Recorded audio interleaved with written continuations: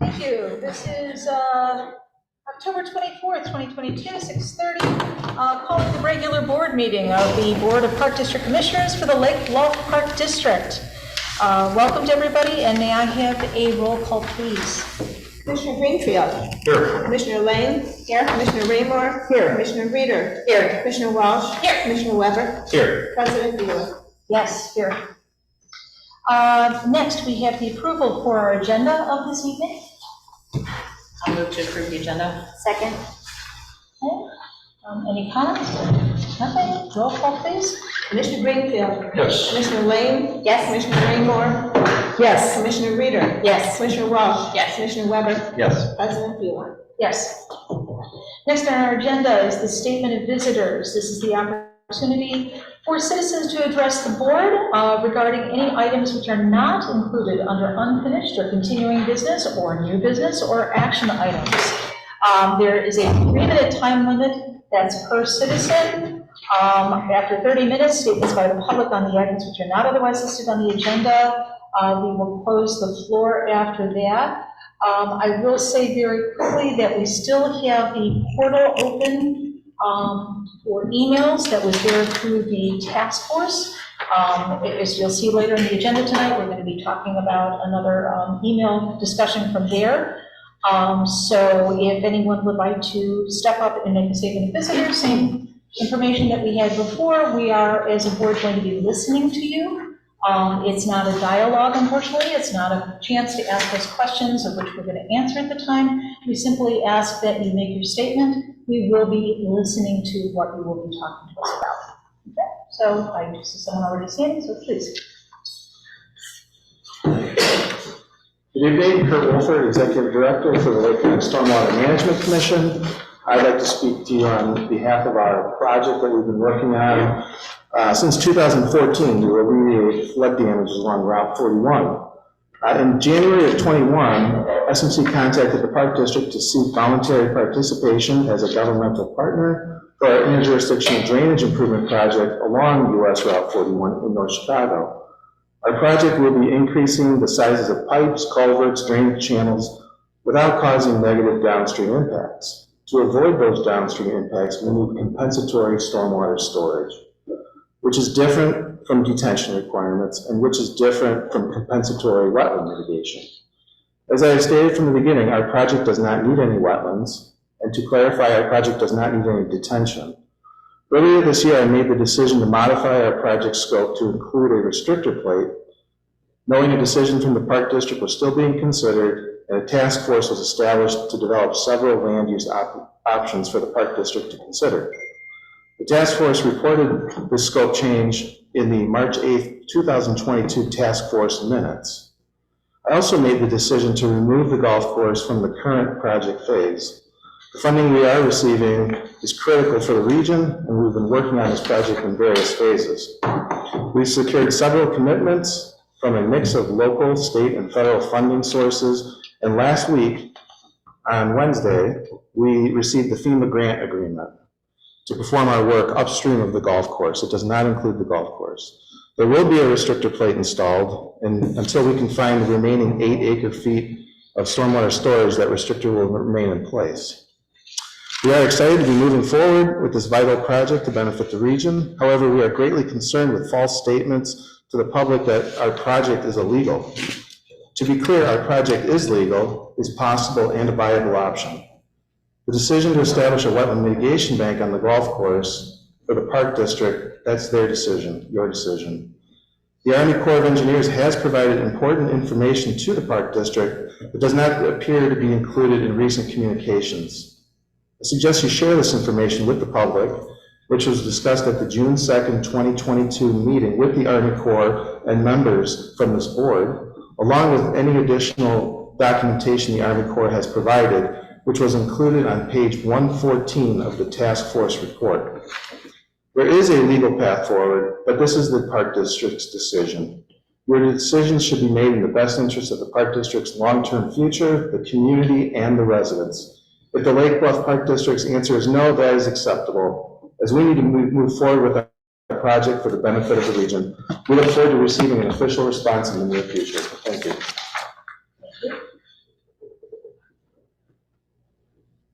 Anyone else for statement of visitors?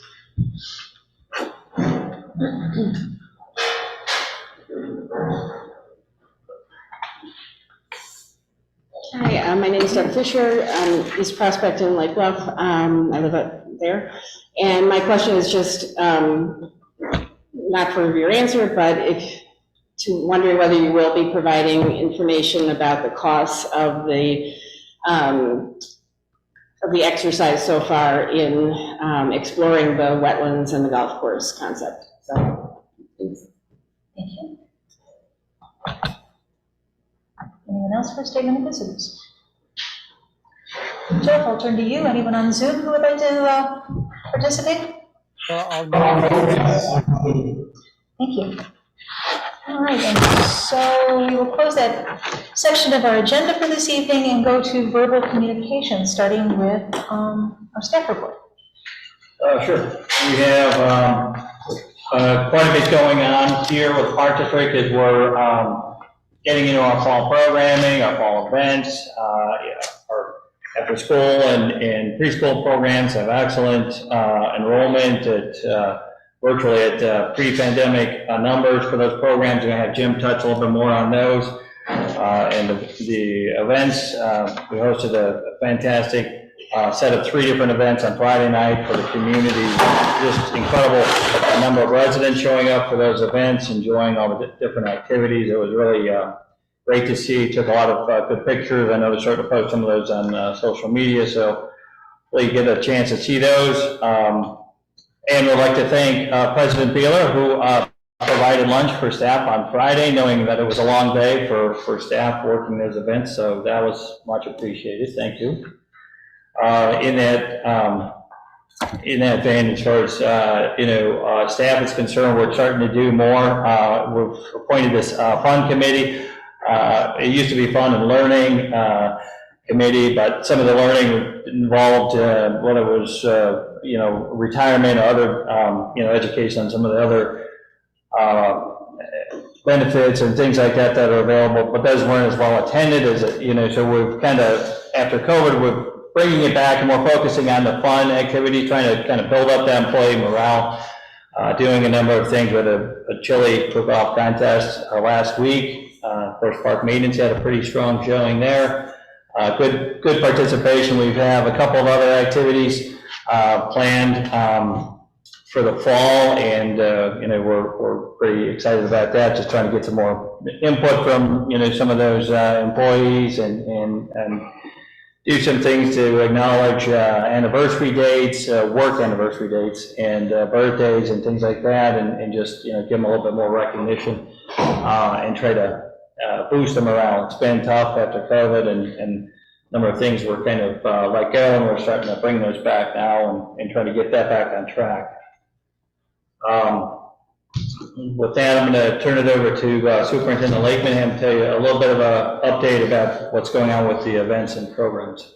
Sure. So we just started last week session 3 for after school care. We continue to have an increase in enrollment. We have over 80 youth total in that program. That is the highest I have seen since 2015, right around there, 2015, 2016. So we continue to grow, especially on the 5 days. It's a mixture before from you could take 2-day, 3-day, or 5-day. Now you only have an option of a 3-day half day, or 3-day full day, or 5-day half day, or 5-day all day. So it's a little different than it was pre-COVID.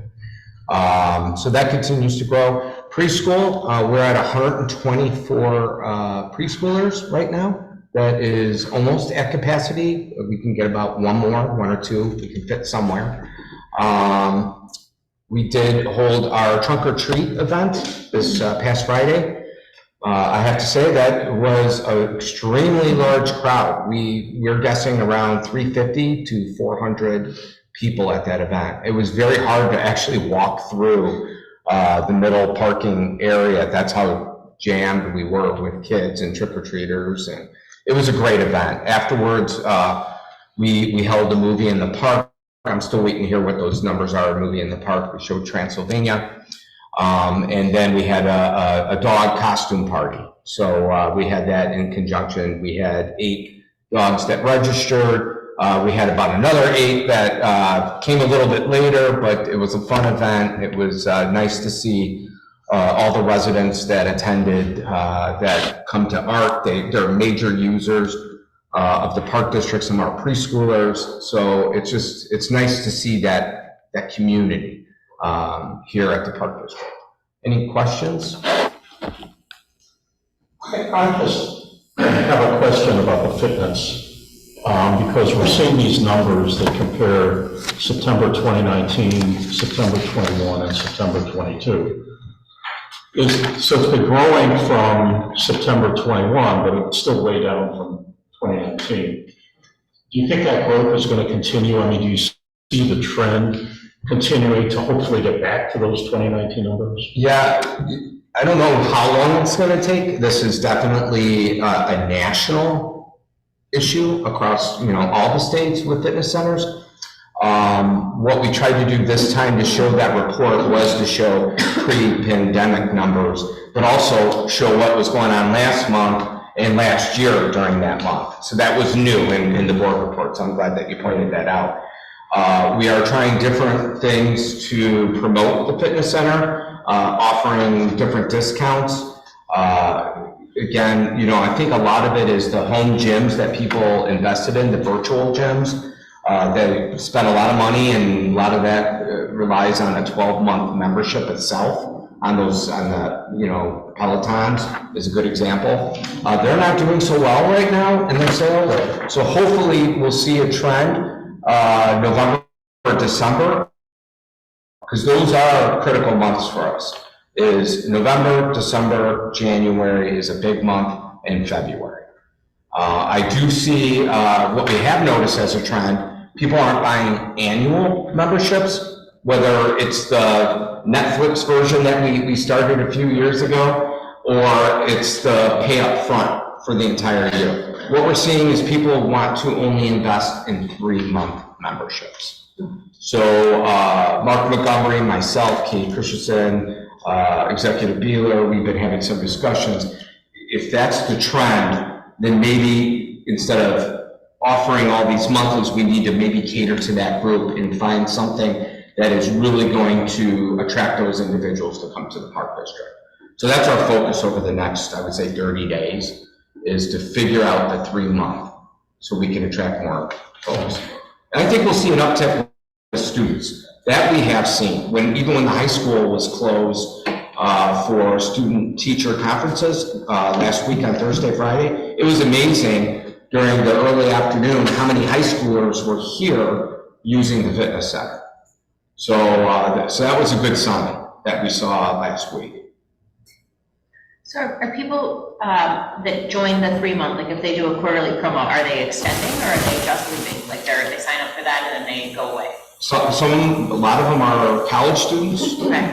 Quite a bit of them are high school students. Okay. And some now are the older ones that are kind of seeing how we clean, how the machines work. So we don't have that data right now.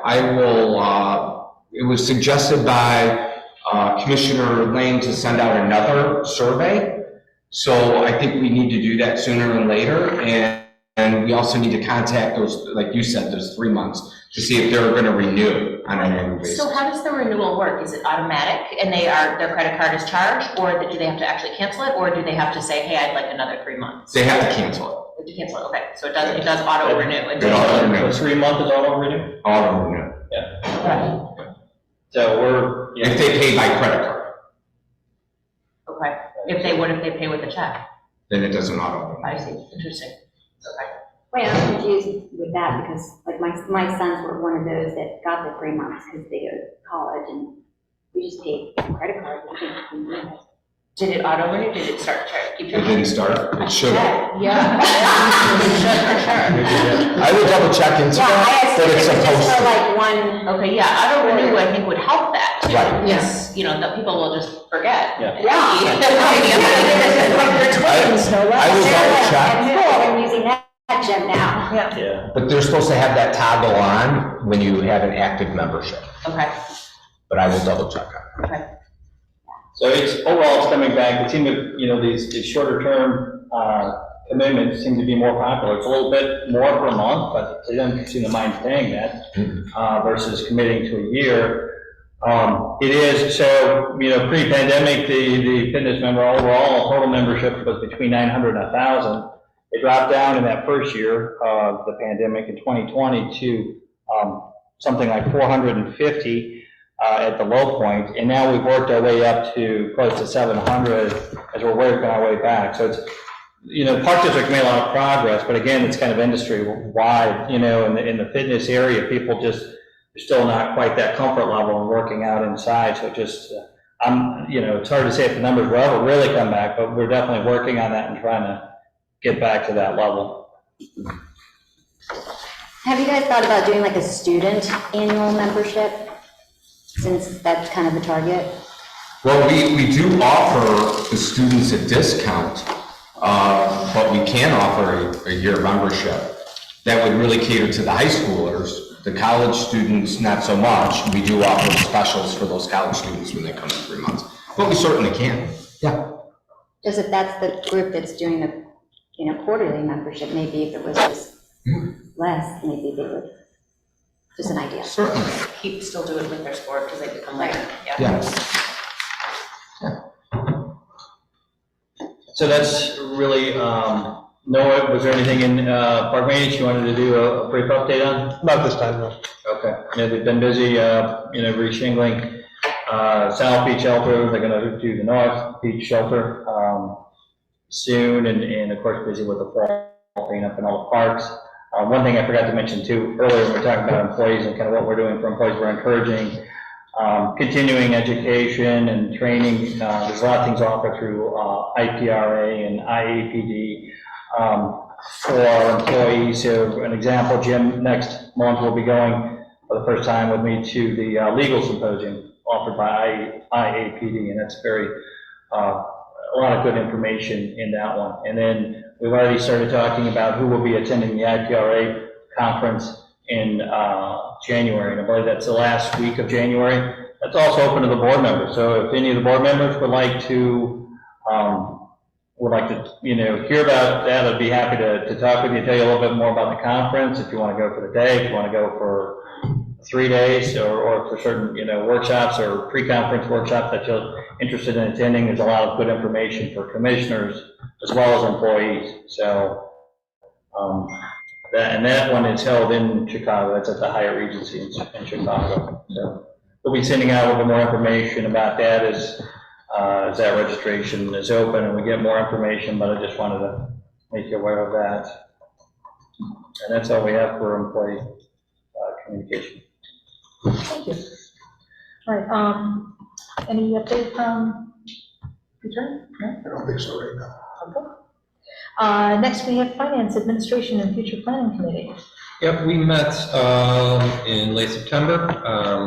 One of the topics was reviewing 2022 capital surplus. We're going to set up a time with myself, Wolf, and the rest of the committee to review the 10-year capital needs. We do this every so often. It's especially important this time to review it in light of Golf Vision's extension and pool operations. Additionally, we're going to plan to review the capital needs in conjunction with our debt service headroom.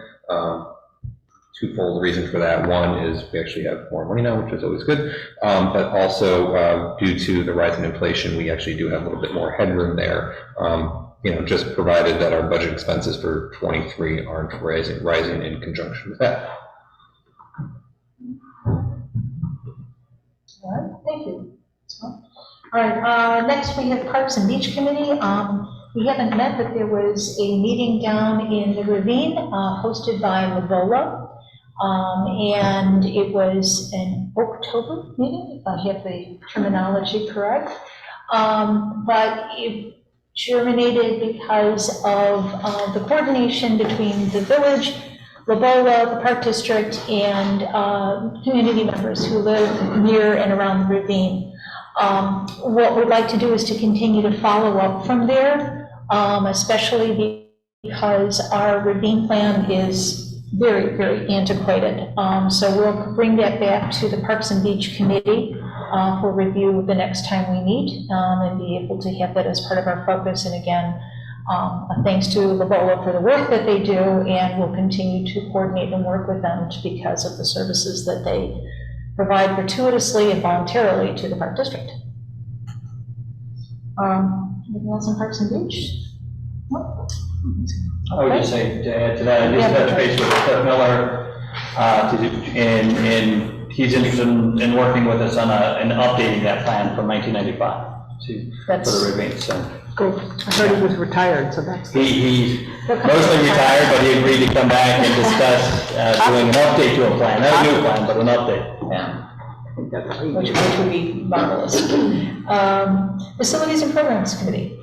So we had a meeting last week, and we had the pool on for discussion, and the committee decided to follow the recommendation of staff, which was recommended by the architect due to prices going up to hold off on the renovation. We were thinking about starting it next year, but to just hold off to see if the price of the costs and services were to go down, and to move forward on maintenance. So the maintenance that they're going to be focusing on is getting an estimate and an evaluation of the main pool pump, because that's an original part, which would be 1973. So they're going to have to take a look at that and see, and then bring the estimate back to us. Is that correct? Yes. Okay. And then the golf committee, which is on discussion for tonight, so we'll be talking about that. And was recommended to also move forward on the golf committee by the Facilities and Programs Committee. And there's a little bit of discussion regarding grants and partnership. And then pickleball hours. We've decided as committee to do a survey to find out what the residents feel about the hours and pickleball play. And there was no changes with the program fee. In the past, in 2018, the board decided that if the increase was greater than 5%, then would be discussed, but there was nothing that was going to be greater than 5%.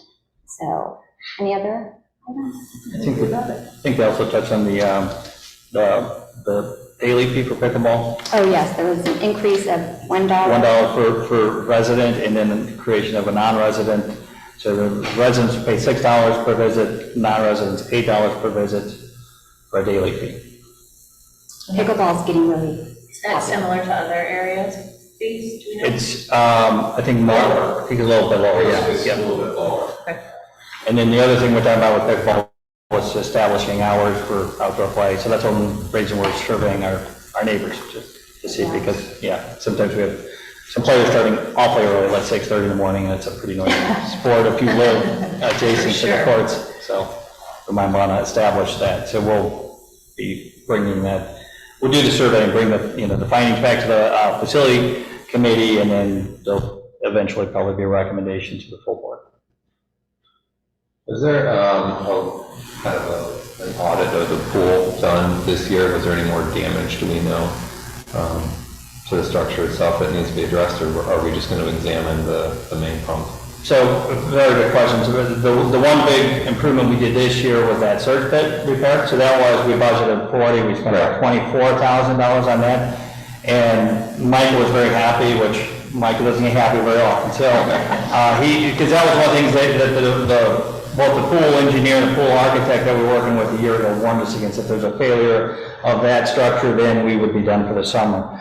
So the fact that was reinforced and it performed well, just, made us feel a lot better about the pool.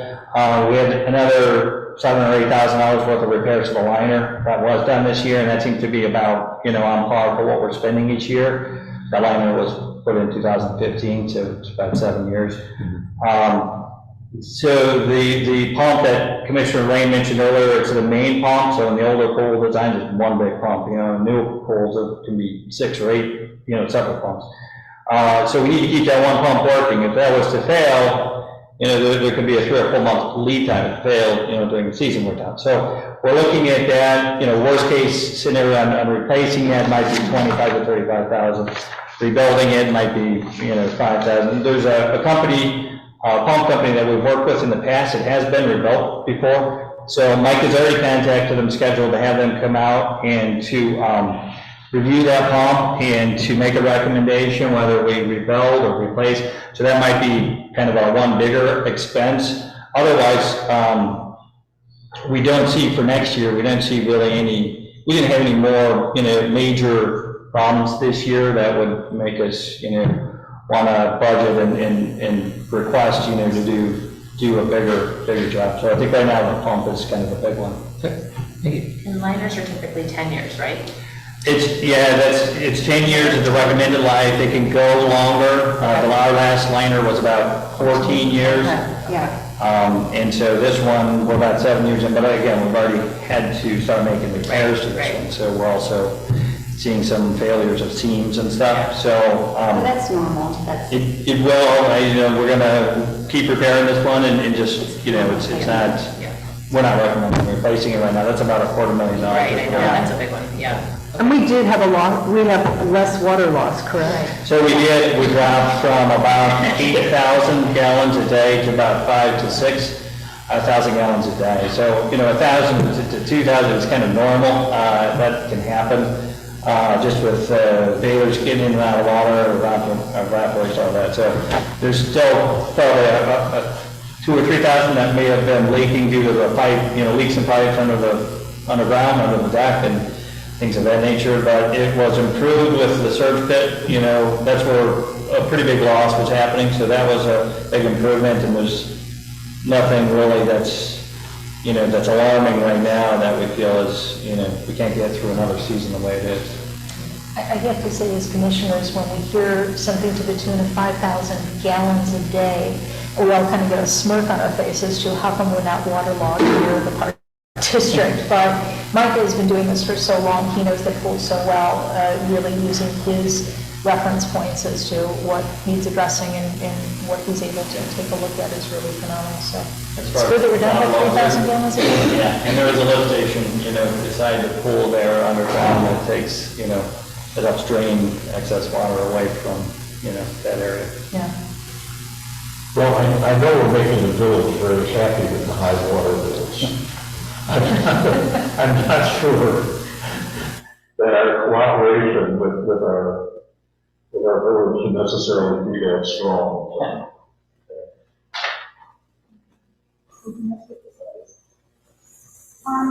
Maybe we're also, one of the items that we're discussing is, creating more partnerships. And so, staff is working with Athletico to try to create that relationship and, hopefully one day maybe have a partnership where they're here with us in the building, but just baby steps. And so now I think, Jim, you said maybe programming we'll be doing with Athletico. Yeah, I think that's what we're going to start that relationship with, is programming, offering some senior programming, such as, proper lifting, stretching. Executive Beeler and I will follow up with Athletico to discuss when to schedule those classes. And they did mention that they would also help promote our fitness center, as far as providing some information. So if somebody was done with their supervised therapy but still needed to do some exercise, they could have our information. Right now they do have a partnership with Lake Forest, the fitness center at the hospital, but they were also willing to promote our information as well. To after they were here, actually Jim and I walked through the fitness center with a couple of their staff and looked at the different possibilities. As far as them renting space, that's not on the near future because they're not up for lease. That's something that they would consider down the road, but at least we can start the partnership here and start to build on that, and then hope that there's opportunity to do more down the road. And I did have one, as far as partnership, one follow-up conversation with the city of Lake Forest is about the pool and potential, whether they would be potentially interested in, sharing some of the cost of repairs or renovation of the pool, where then they could also consider using it as their community pool or have, more access to it as that. But but but they said at this time they're not, they're not interested in that partnership. So I think if we were to look for that, for the pool, it might be more of a, something in a private partner and not, another public agency. Which also leads to the grants that we're looking at for the pool for the future, Yes. right? Which is Right. Park and Osmond. The Ausland, grant through IDNR, the park grant, which is really the best fit, and it's a larger, that's a $2 million grant, up to $2 million, and only a 25% match, and that does, is a better fit as far as some of the things we need to do, but that's not currently offered. Since COVID, that program has been put on the shelf and not reopened. Ausland is still going, that has a $600,000 match, or a $600,000 max on that, so that's a little bit smaller, but we're looking into a few other grants. Land and Water Conservation Fund has, they also do occasionally grants for outdoor pools, and then we're, looking at some other possibilities as well. So I think by pushing out, any sort of renovation on the pool, it gives us a little bit more time to really try to, find and apply for these grants, find the best fit, and make sure we apply and try to get, have the best chance of getting some additional funding for those. I'm going to jump back to athletics for 1 second. Sport-specific injury, training maybe, like for paddle, golf, I think people would be really interested in that. If they wanted to start with something like that, it might be cool. Yeah, that's a good point. They were talking about, some things are like with seniors or, lifting and bending or, some of that different things. Yeah, but I think, I'm sure- injury prevention for like the, Yeah, for Sports, runners, for yeah. everything, for pickleball, for everybody gets injured in every sport. So you get specific of like how to prevent the injury, Yeah. it's a good thing. Yeah, they discussed dance when we met. Oh, That's true, yeah, because of the repetitive Yep. injuries from like gymnastics or dance. Yeah, okay. That's good. Very comprehensive, thank you. All right, Friends of Lake Bluff Parks. We met last Monday, and we had, John introduced us to this awesome woman named Ellen. She is a volunteer. She's a consultant that's going to help us with fundraising, kind of building donor relationships for the long term. She was great. She hails from Lake Forest Academy. Over there? Oh. They see a lot of her. Sorry, yeah. You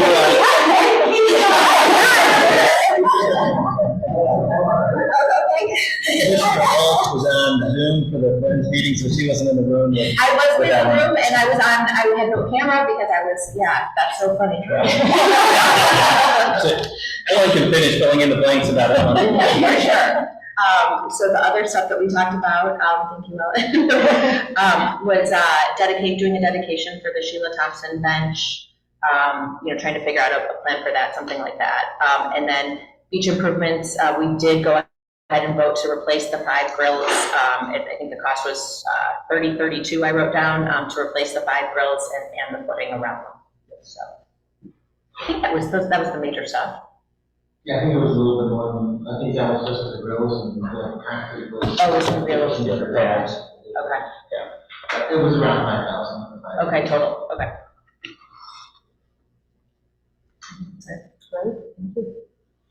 All right, any comments from commissioners? Yes, I do. Yes. Comment. I'd like to comment on the process that we went through with the wetlands and stormwater management. I was not at the last committee of the whole meeting when we talked. I tried to listen online. I was not able to. The sound is horrendous. So I've spent a lot of time looking at this information. I'd like to comment on the SMC project conclusions noted in Jennifer's letter, the President's letter to the community.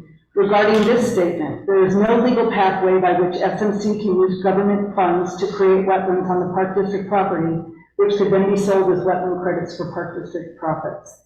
It's most likely true that we couldn't have done all aspects of the project with federal funds. However, there is some information that I think was left out. The AOC, the Army Corps of Engineers, noted that SMC can construct the site, and no, I did not talk to Kurt before I started. I did not know he was coming tonight. That SMC can construct the site, grading and planting a cover crop to stabilize the soil, and then the Park District takes over from there. So although the entire project could not be federally funded for all parts of the project, that is not the same as the project not being legally viable. And a donation of $1 million would have covered most, if not all, of the cost of the plants if we had chosen a full wetland project. The Army Corps said there was a path forward. It's on page 114 of the project, the task force. SMC said there was a project forward. John Ryan, the mitigation banker, who works with the task force also, said there was a path forward. Scott Kuma, our attorney, said it was inconclusive, and I apologize because I did not hear word for word what was said, but I heard little snippets. And not having a law that specifically allows an action does not mean there is no path forward or that is illegal. We don't have laws for everything on what we can do. Often it's more what we can't do. So the SMC project comment that their project could provide the Park District with millions of dollars in revenue is still true today, even if it isn't as much, as many millions as we originally thought, or it was originally estimated. This letter follows the committee of the whole meeting in September when it was decided not to move forward after hearing from our attorney, not through any discussion or voting. We did not vote on this, it was just the attorney talked. In conclusion, we did not engage with SMC in a collaborative manner, I do not feel, although they asked us to several times. SMC asked, and the task force asked us to work with our attorney. Oh, I'm sorry, with SMC, and still we did not. All of our communication was, it seemed, adversarial or through our attorney. And sitting down with them, I believe, could have eliminated much of the attorney fees we incurred. So, Marcia, I would like this recorded on the minutes. So that's my comment today. Can I ask you a question? Absolutely. Where were you? I was sick. No, where were you? You said we didn't sit in the meetings. Where were you raising your hand to ask to be part of the table? I don't know what you mean. No, you're speaking for the whole. No, I'm speaking my comment, and I said that I don't. And my question to you is, where were you? Where were you raising your hand, asking, why are we being so adversarial? I want a seat on the board. Why, or I want a seat in front of the table. Why is this just coming out now? Because most of this information that we have talked about and most of the work that we seem to be done is by one-on-one people. Jennifer and I've had many conversations about this. But why don't we say, if this is how you felt, isn't it better to bring it up during this meeting here so we can all discuss it, so the community discuss it, instead of going through other channels? Because there was no conversation at the board meeting about these topics. Should I have brought it up? I guess. I felt You should have brought it up, if that's how you felt. That's why we have a board. We have a board to have diverse opinions. And if you don't express your opinion, then how do we know about this? We don't know how you are feeling unless you verbally express it. Well, because most of the time, this information came through secondhand that so-and-so talked to SMC or so-and-so talked to someone, and it was never brought back as discussion at the board. So it was in uncovering all this information and going through the task force and talking to Jennifer about how we talked, and I asked time and again, can we go to the meeting? Finally, I think it was April or May, we sent George Russell, but a little late at the table, so I apologize if I didn't bring it up. But that was April and May. It's October, Sue. Yeah, we've done nothing.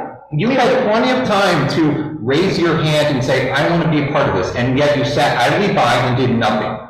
Okay? That's your opinion. I don't think I did, but I feel that I did talk to Jennifer. I did try to bring things up in the meeting. You'll see reflected in a lot of the minutes. I have made comments and said things. And we didn't, I mean, I was just looked at like I was on planet Mars, so. Can I make a comment? Yes. The statement that the Army Corps of Engineers said we could use this loophole, and I'm going to use the word loophole, is incorrect. And I was at the meeting with the Army Corps of Engineers, and Emily was at the meeting with the Army Corps of Engineers. Kathy Turner, Kurt Wolford brought up this idea, which he had brought up earlier as well. And I have not noted when he brought that up, but he has been bringing up this possibility of a loophole. It's a workaround. It is not a direct solution. Kathy Chernich said she would talk to the attorneys at the Army Corps of Engineers, and we had asked the attorneys at the Army Corps of Engineers to provide their legal opinion that this loophole was in fact legal. We have not received that opinion. We are not going to receive that opinion. We've been told that the Army Corps of Engineers lawyers are not providing us with legal opinions. From what I understand, that loophole was a way to find funding for the final. But it's a loophole. But I'm not saying, I did not refer to that at all. I admitted that you could not get funds.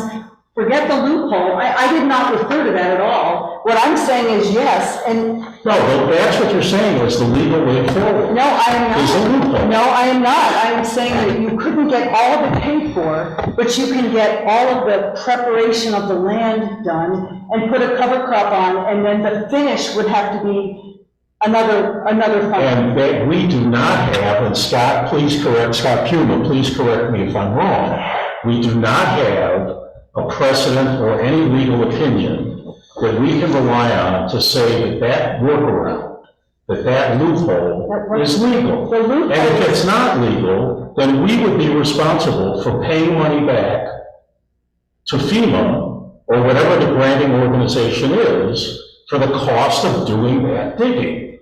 It would be on our shoulders. That was only if we used the land for the mitigation credit profit. And it could, and Ann did have a letter in there, it's on page 114 of the task force, that said, yes, I hope you think this is good news, you can do it. She did not have a legal opinion that she could do it. She did not have a lawyer write anything that cited any statutes or any precedents showing that that technique could be used. And that, again, what I said. Now, on top of that, excuse me, Sue, on top of that, the Army Corps of Engineers will not allow you to sell wetland credits if the primary purpose of the wetlands is stormwater storage. And how could we say that the primary purpose is not stormwater storage, when in fact it is for stormwater storage? And what do we do then? I'm going to weigh in on a couple of things here, and I want to be very careful with how I word this. We did a training quite some time ago about the Open Meetings Act, and I want to make sure that everyone is of the same direction that I have taken this, and that no one has violated Open Meetings Act. We are able to speak one-on-one with another commissioner, as well as with our Executive Director, John Dealer, or with the staff members. The conversations have always been correct from everything that I've seen with how we've conducted our conversations about this. It's made things very challenging because, as Sue just referenced, as information came in, it sounds like a game of telephone or some tag team because you're relaying information from one person to another.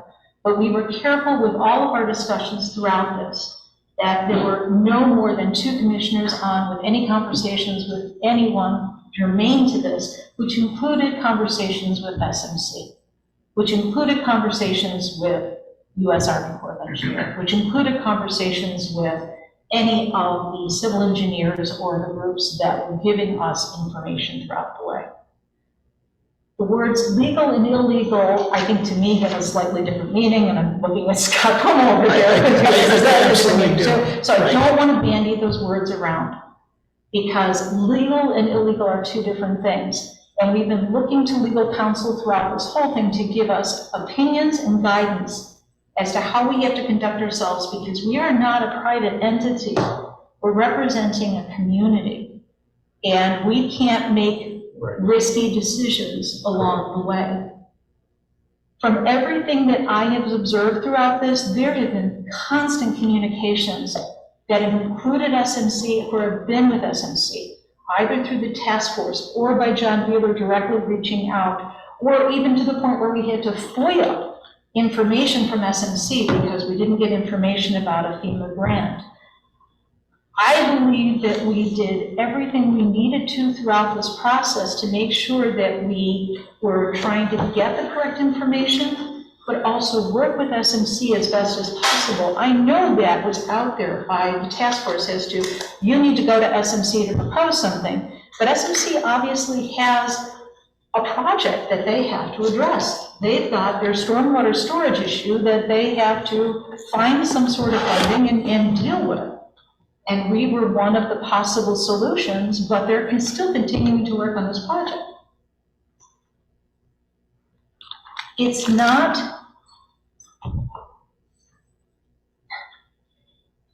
the path that was originally suggested, and I'm going to be very careful with my wording because that's where things get twisted. The path that was originally suggested by SMC was to use government funds to develop wetlands to then sell the credits. I don't disagree. That was told to us in June, after the task force had been in effect for 6 months. U.S. Army Corps of Engineers said you cannot do that. And so then after that, they came back with a workaround, which was to say they don't know, but they think that you can use federal funds to create a landscape readiness. And then you'd have to use independent funds, which means we'd have to work with a wetland banker after that, and all of the risk and everything else that would have to go into it to try to develop wetland credits for sale. The problem, and that's where Scott Puma brought that up that night for the legal opinion, is this is unvetted. No one has done this. And I'm not going to say it's illegal, but there is no clear legal path because the U.S. Army Corps of Engineers will not give us a legal opinion. SMC, who is proposing this project, will not give us a legal opinion. And if the people who are the administrators of this cannot give us a green light to say, yes, this is clear, this has been done before, this is responsible for you to do this, why are we putting ourselves at risk to do something like this with the time and the energy that this committee, that the task force, that the board, that the staff is all put together, the months that have been spent on this? The task force was well aware of all these comments. If you look at, the only thing, I did not speak to these people because, as you said, only a few people can talk at a time because of the Open Meetings Act. The documents I have do not say it's a loophole. They do not say you cannot move forward. So I maintain my stance that we've already decided it. I just felt we need to get it out there. There's a lot of information out here that says it is a viable option. The information is coming. So you have to be really careful. You are saying it's a viable option because there was a suggestion that this could happen. SMC has not told us that this is a viable option. They haven't come to us with this option. Okay? This was proposed possibly by U.S. Army Corps of Engineers back in June. Nothing was done with it since then. John Ryan, who is a private individual who has his own company, has brought forward the same information, not to say that it's legal, to say that there is a possible, as I use the word workaround, or a possible way to address this as well. It is not, we have spent so much time and so much of, I'm going to say, the taxpayers' money, because that's how we've been having to pay legal fees to be able to do this, to try to vet a proposal that was brought to us that was not vetted before proposing it to us. My intent was not to take over the meeting, and I apologize, but I'm looking at the documents. Mine is all quoted from the letters that we received from the Army Corps of Engineers. So I stand. I think that email from Kathy Turner is not from the attorney. It is not a legal opinion. It is her saying, I think we have good news. That's what she said in the email, Sue. And I was in the meeting with her, and she said on several occasions during that meeting, she is not an attorney. She cannot give a firm legal opinion. She was the expert they referred us to. I will just say that, to me, we have decided that we're not going forward. A different group of people would say, let's keep looking. Let's find out if we can really do this. We have chosen not to do that. I think the window could still be open to do that. So I've been frustrated with this whole process, so I'll just continue to be frustrated. But well, the frustrating thing is it shouldn't be cat and mouse. If there's a FEMA grant that has been awarded or applied for that somehow includes the Park District, that should be disclosed.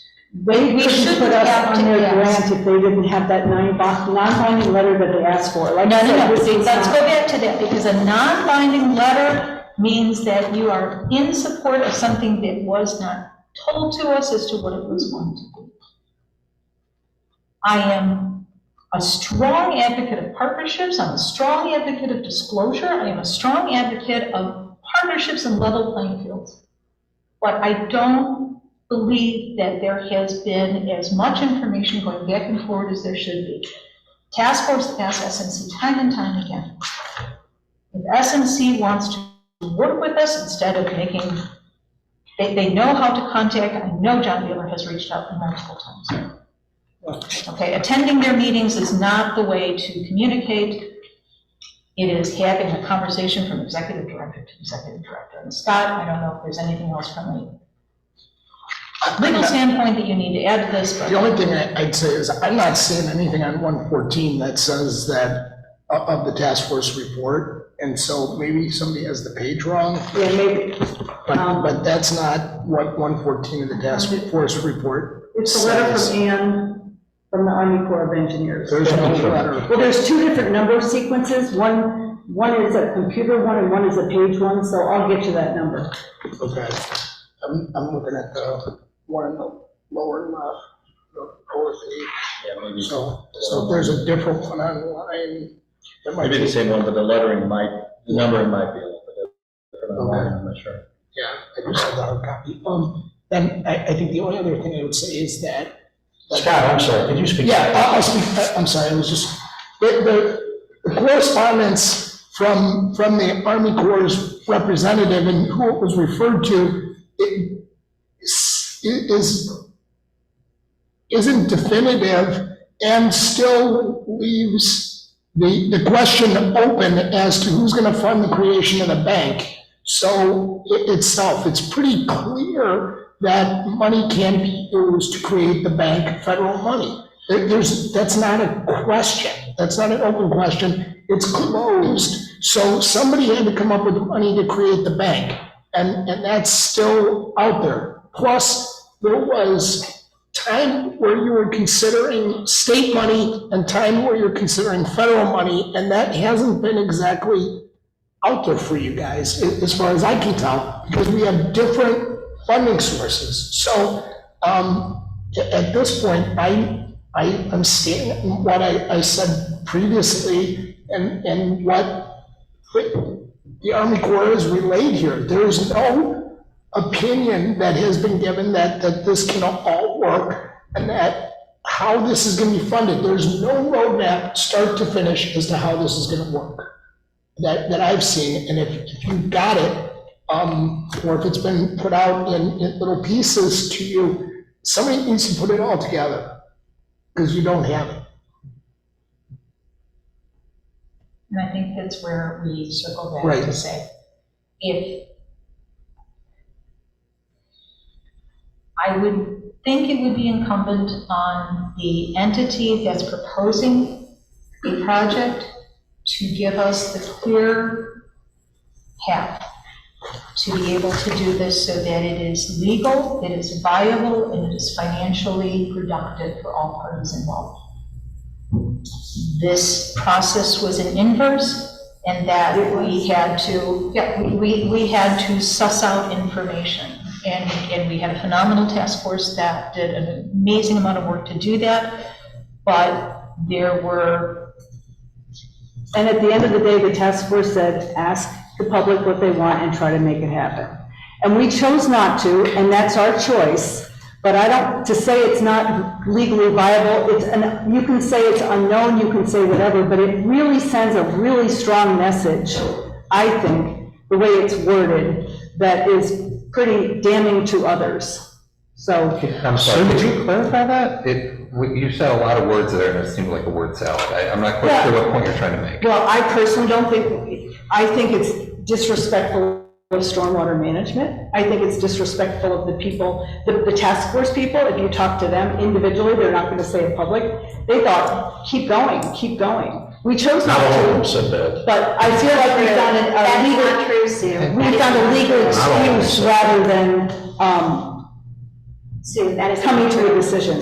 First of all, We didn't even bring it to a committee and we didn't even vote on it. First of all, Steve Kraus said that the task force was not looking at legal issues relating to wetlands. They did not look at legal issues. Steve Kraus was at the meeting with the Army Corps of Engineers, so he was in attendance when they spoke. But they in fact erased the legal issue in one of their presentations about funding wetlands if the primary purpose is stormwater management. So the task force really cannot be relied upon to assume that they've done any kind of And the work funding too. on They never, legal I issues. brought it up as the liaison, and the funding, how important it was, and I spoke to Steve many a times, and he said he wasn't gonna go look into the funding aspect of it. No, that was not part of the remit, so. No, it was, I mean, we were evolving, and then that was one of the topics I gave as an important topic for him and the task force to take on. It was actually really essential to know where the funds were coming from, and Steve did not think it was important.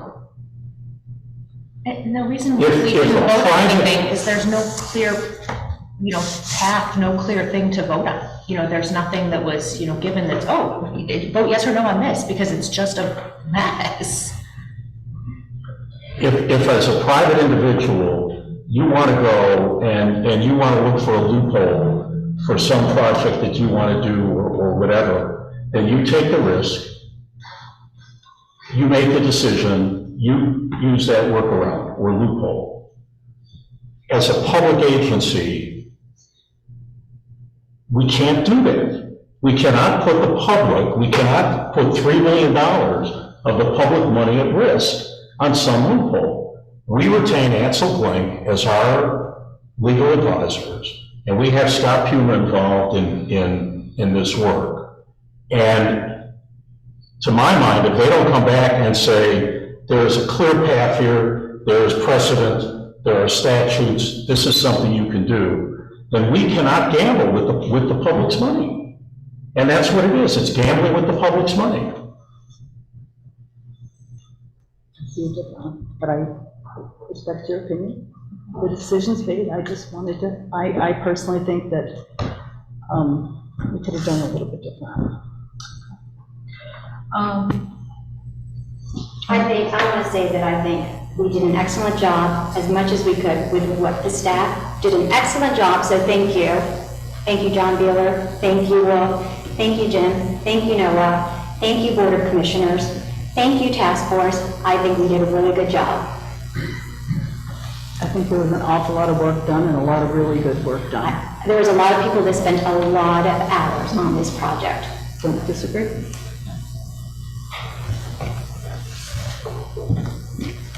I will go on to the president's report from here. To say that John Beeler and I met with the tri-board meeting, which involves the school board as well as the village, and I'm anticipating good things because the thought is really to look at a portrait of the community, to do a strategic plan over 3 different entities. It's going to be difficult because we are 3 different groups, but yet a homogeneous community at the same time. So we're looking for the right kind of strategic planner who can join us all together, perhaps for the beginning and the end of the strategic plan, and then each of us do our individual strategic plans from there. But it's a very novel concept, and I really hope because of this thought that's been put out there that that's going to be something that's viable, but definitely strategic planning is the next step that we have as a board of commissioners.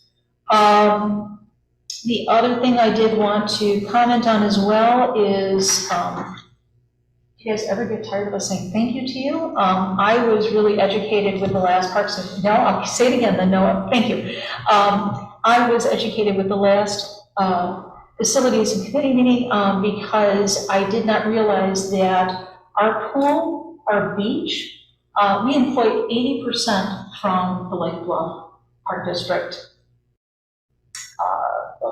What? Yeah. So we are a nice little industry for college students, high school students, and so forth to work as camp counselors, to work as lifeguards, to work as part of the park district. And so I feel really great for us is a park board, that we offer that back to the community, and that we have such a great community that has students and young people that want to work back with Park District. Hopefully they get great experiences here, but thank you to staff for bringing it forward and for having the kind of organizations that make people want to work here as well as participate in these kinds of programs. With that, I will turn it over to the consent agenda. Again, we do this as a complete package of A, B, C, and D, which includes the minutes of September 19th for the regular board meeting, the invoice schedule for the ACH payments from September 15th to October 13th, the monthly to-date and year-to-date financial report summary, and the purchase cards. So before I go ask for a motion, is there any comments, questions anyone has on any one of these agenda items? Just to clarify, the ACH and payables report, that's just a duplicate in there? Yeah. Nothing, no new information? It was. We sent out a new copy today, an updated one, which I have a hard copy here if you'd like it. But No, that's fine. I was like just comparing them. I'm like, I feel like I'm looking at the same numbers, so I just wanted to clarify for the record. So, is it? Like that. I have a question for Will, if we're talking about the financial results. The financial report. That's in Yes. there, because then he's going to have a separate financial report under the next agenda item. Okay, so we'll do that. Okay. We need a motion. We'll do that then? Okay, so may I have a motion, please, to approve the minutes, the ACH payments, the monthly to-date, month-to-date and year-to-date financials, and the purchase cards. So moved. Second. And roll call? Commissioner Greenfield, Yes. Commissioner Lane, Yes. Commissioner Raymore, Yes. Commissioner Reader, Yes. Commissioner Welch, Yes. Commissioner Weber, Yes. President Dubin. Yes. Next item on our agenda is finance report, the year-to-date financial report from. Well, may it please the board, always wanted to try that. So the reason I separated it out was looking at September, just from September 1st through September 30th, the financials do not look good. That has to do with the fact that the budgeted revenues were budgeted about $400,000 to $512,000 higher than they came in. So I separated that out to show or to explain that in about a week ago, we received a property tax disbursement from the county in the amount of $474,000, which brings us even to what we had budgeted in September. All else being equal, through really last week, we're about $5,000 shy for the year-end budgeted revenues for tax receipts, which I think is really good because we are still expecting anywhere from really $60,000 to $100,000 in tax receipts for November and December. So the projections for that are positive. And so that's why I separated out, to explain that difference, because again, September in and of itself did not look good. And the other question? On the capital expenses, those you said were they're under budget due to timing, but we're expecting those. We're expecting some still to pick up as well. If you recall, I think about $100,000 is budgeted for roofing repairs, of which only about $35,000 will be spent this year. The rest will be moved over into '23. So yes. And of course, the first half of the year, there were fairly substantial personnel savings, which we are reaping the benefits of currently and will to the end of the year. So it looks like we're quite close to budget. We are very close to budget for the tax receipts, and of course, programs is doing great, and a lot of the other things. And this is where I should say thank you to staff and Executive Director Beeler, where we really try to do as much as we can with the limited resources that we and everyone else has as well. Do you see any changes coming in, especially as you said, we're with the personnel? Because that's one of the things that's keeping our numbers looking. Personnel seems to be an ongoing issue for a lot of municipalities, agencies, and especially park districts. Anecdotally, I've heard of 2 resignations just recently in Winnetka, which is affecting their operations. We're doing the best we can, what Executive Director Beeler was saying, with staff engagement, recognizing milestones. Free pizza parties, thanks to board members' kindness. I guess we're doing the best we can with what we have. And Yeah, I would just add a little bit to that. I mean, it is an ongoing struggle for, most public agencies at this point. The minimum wage goes up by $1 January 1st, and it continues to do that every year through 2025 until it's $15. But for a lot higher than somebody at minimum wage these days, even in these part-time positions, it's really difficult to attract staff.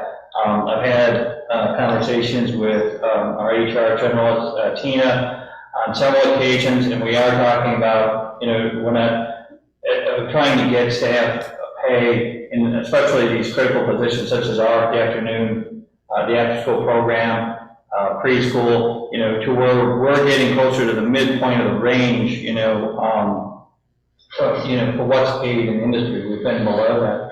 Some of the things that, she realized to me that right after the pandemic started, the Lake Ball Park District did a pretty good job of retention, keeping a lot of the staff, and didn't make a lot of changes at that time, to salary, adjusting salary ranges. And a lot of, especially the larger park districts and agencies jumped in and did that right away and made those adjustments they're paying for. Well, that's the problem down the road now. Our employees, any employees, are looking and seeing there are better paying jobs out there in just about every direction. So it gets more and more competitive. So we're struggling in park maintenance to keep or to attract new staff as we need there. That's one of our most difficult areas. The art is the same. Preschool is pretty steady, but there's going to be a cost associated with that, in probably addressing and continuing to adjust these pay ranges. We came to the board last year in December, part of the, or maybe it was November, part of the budget process, and requesting that you approve that adjustment to the salary ranges then, and the benefits such as, offering the free fitness to every member, not just, you didn't have to be full-time, but every part-time member now, anybody that, that comes in the door. It's a membership, free childcare, with certain programs, things like that. And the board supported it. You voted unanimously to support it, and so we've implemented that. But we'll be coming back with more, and we continue to evaluate that. NSS already just did a comprehensive compensation study, a lot of which is really helpful information. So we've taken, and we're evaluating some of that information. Some of the position shows us what's being paid in other park districts around us. So we'll continue to evaluate that and come back to the board. There will be an increase in those, in those staffing costs as the years go on. Do you think pay rate is the largest, kind of thing that's causing people to be unhappy? Like, could we do an employee satisfaction survey or anything? We could do that, I know one of the other things mentioned, our cost of benefits is pretty high compared to some of the other agencies.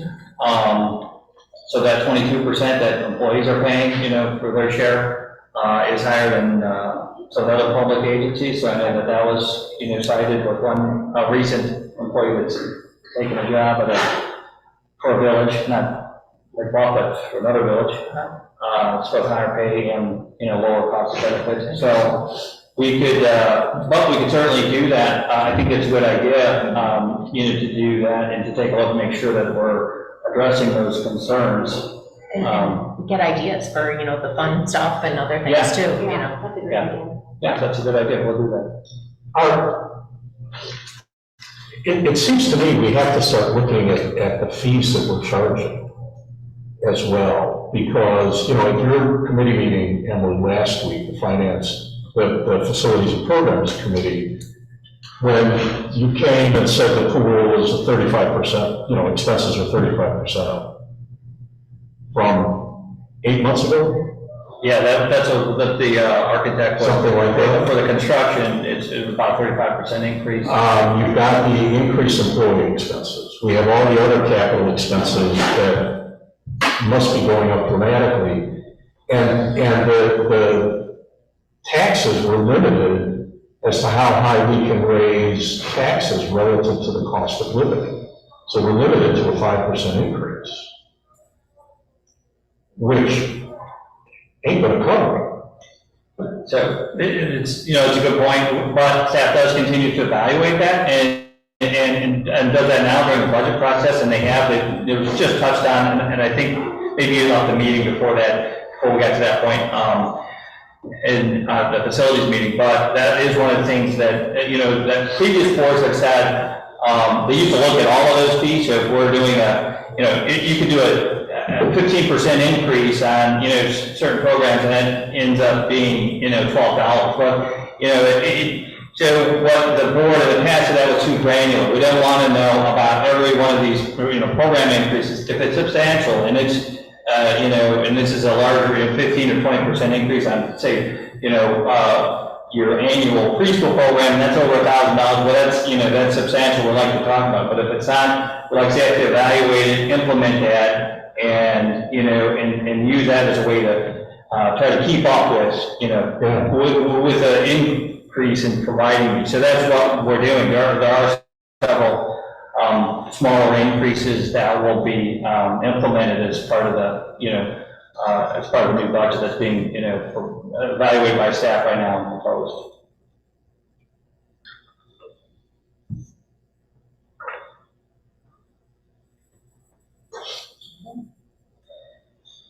Can I ask for a motion to accept the financial reports as presented? So moved. Second. Roll call, Marshall, please. Commissioner Greenfield? Yes. Commissioner Lang? Yes. Commissioner Raymore? Yes. Commissioner Reader? Yes. Commissioner Walsh? Yes. Commissioner Weber? Yes. President Mueller? Yes. Thank you. All right, on to our new business. And first will be our fundraising and foundation information. So if we could, I could just ask John, President Hirsch from the foundation to just make a brief introduction here. That would be helpful. Thank you, President Bueller. I'm Executive Director Bueller, and thank you, President Bueller. I'm John Hirsch, the President of Friends. For those of you who don't know you, I think most of you do know me. I did want to talk about a couple of things, and one of the things that Ellen's going to talk about and that we have taken a renewed focus on, I think most people on the Friends had no idea that Lake Bluff gets 50% of their funding from fees, which is amazing to us compared to other park districts like Glenview, Winnetka, Glencoe, all these other villages and cities around us. That's a huge number, and so people are already supporting this. And so for the Friends, we have a story to tell. We have a message to communicate to the community that, hey, we're getting these amazing facilities here. We have a golf course. We have a pickleball court. We have paddle. We have an amazing beach. We have awesome playgrounds. We have all these things, and we don't have the money that Glencoe or Winnetka or Glenview have. And so we're really, as a park district, doing a great job. We have to communicate to our potential donors that they can support that. And so I came before this board a couple years ago, and we talked about a public-private partnership. And that has always been our intention, is to develop this. The Friends started modestly, as Jennifer knows, and the amount of money we used to raise is it's almost comical that we were hardly raising anything. We were supporting some great projects, but I think we have a massive amount of untapped potential. And so I remember when Emily had requested that we put, Commissioner Lane, that we put $100,000 line item in the budget that the Friends could raise that, and I almost laughed out loud because I didn't think it's possible. Well, I do think it's possible. I do think that it's possible now because we've developed our capacity to a point where we're seeing handwriting on the wall. People in Lake Bluff are generous, and they're going to support our parks. And many, many people love what we do here.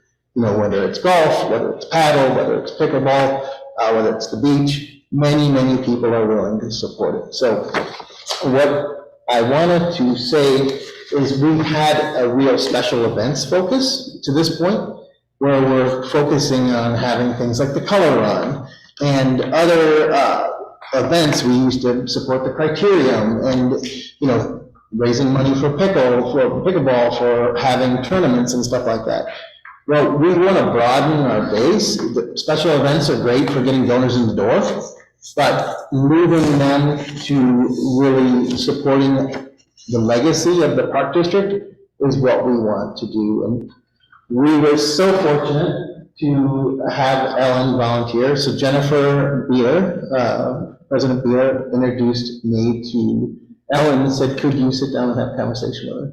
And I did, and I was literally blown away by her talent, ability, and her vision for what she felt was possible with what the Friends could do. And matched all of my training. I've been on other boards before, besides Friends. I've done a lot of fundraising. I've been trained at Kellogg. So I know a lot about fundraising, and everything that Ellen is talking about in helping to form the framework and the structure for the Friends is what I'm familiar with. And I think it's awesome that she has generously volunteered to help the Friends over the next 6 to 9 months develop our capacity. And I think $100,000 is selling it short with I think that we could move to be a real partner to the Park District, raising substantial money to help to bridge the gap between what your needs are and what donors are willing to support in Lake Bluff. And I know they are. People are so generous here. And if you look at different causes that you see here in town that have been supported so thoroughly, and I know that people will support the Park District. And I'm super excited to have Ellen here. She's, as you'll see, extremely talented, and I'm going to introduce Ellen. Thank you. That was very kind. I have to actually admit that as a 21-year resident of Lake Bluff, I've been a really bad citizen, because not until recently did I recognize that what I've taken for granted, a pool and parks, brand new pickleball courts, they magically appear. They were part of, I didn't have pickleball courts as a kid, but I grew up in a community that was 10 times the size of this, and we had all of those things, but it never dawned on me that Lake Bluff is delivering that with so little resources at its disposal. And one of the things that is unique to this country, and you're going to say, what the heck are you talking about, are two things. It's representative government and it's philanthropy. And it has made worlds of difference in our country. What you do is really hard. And as I've learned more over the last few months, I'm deeply grateful for what you've done. It's hard work. It's not pleasant all the time. But what you are doing for our community is extraordinary. And there is an opportunity to add the fundraising, the charitable component, to help solve what I would proposition as a structural deficit. There's, there aren't plans to build corporate centers that are going to generate levy or, additional levy dollars. So how is it that instead of taking for granted for what you provided us with your leadership, that it sustains and grows and prospers? And one of the things I spoke to John about was the idea is that we need to be ubiquitous. Many of you probably support the parade. Many of you might support the library.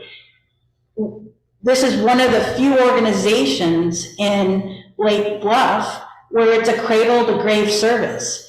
You know, Jennifer, President Beeler shared with me only 45% of the community uses the park district, but I don't think that's accurate. That doesn't account for the families that go ice skating on the pond because there's no gate to capture their involvement. It doesn't talk about the grandparents that take their children to the park at a given time. Whether we're active users on a day-to-day basis, we all benefit from all of the facilities and resources, but that might not be captured in user counts.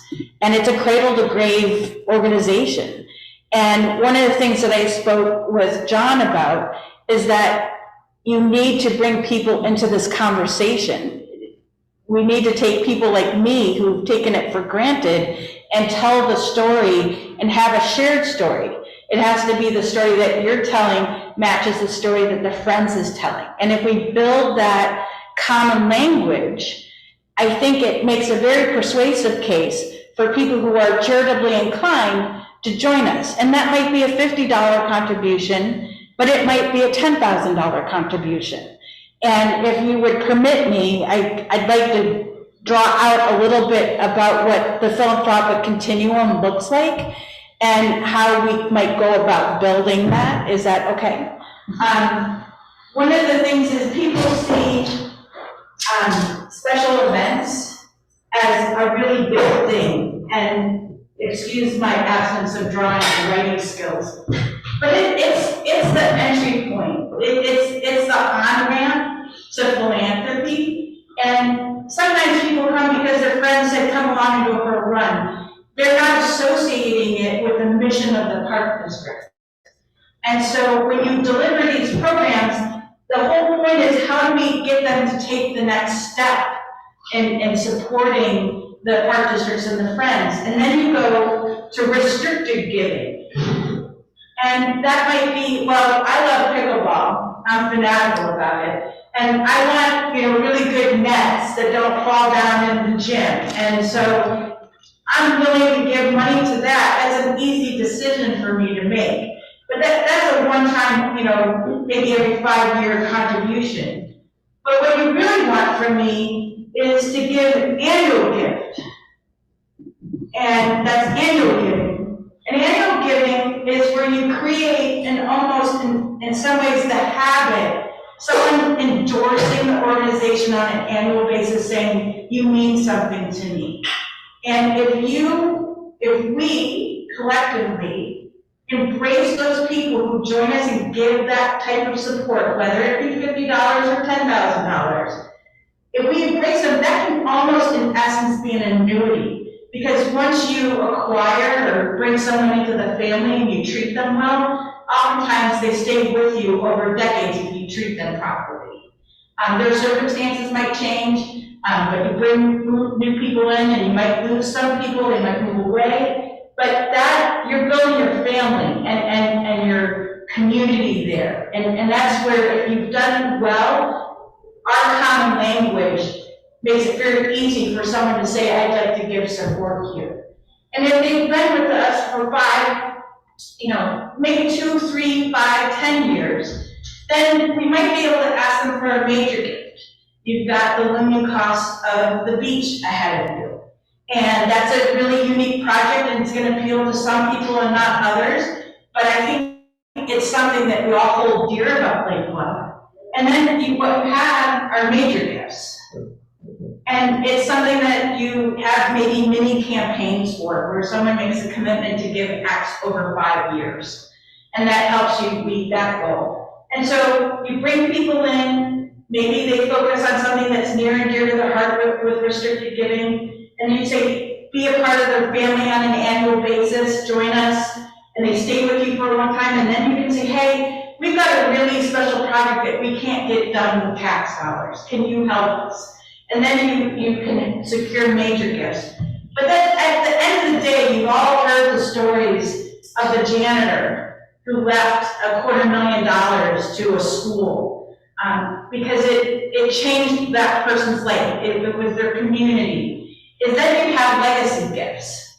And this is something that doesn't happen overnight. It takes excuse me, that's not even legible, sorry.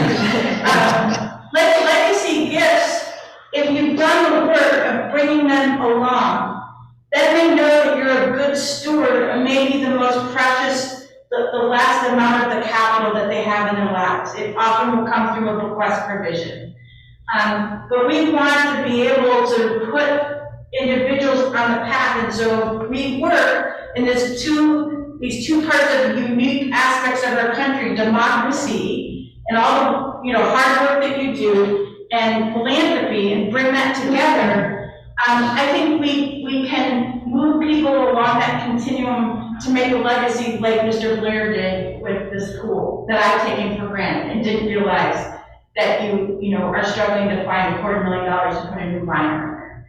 That's not something that I think our community understands as a whole. You're in the weeds, and if we can help build and articulate that case of why, beyond the tax dollar, do you need our support with charitable dollars, I think we can do extraordinary things. It's not, I don't have a magic wand. This doesn't happen overnight, and I can't promise big results, but if we work collaboratively and with a shared language, I think extraordinary things could happen. And I hope to help put the friends on that path, and I look forward to working with everyone to the extent that they're willing to engage. So, thank you. Thank you. Thank you. I will just share very quickly. Ellen is such a great motivator. Speaking of the restricted gifts, she put out a real quick note to the pickleball community as to we do need better nets inside the gym. And how many donations came in?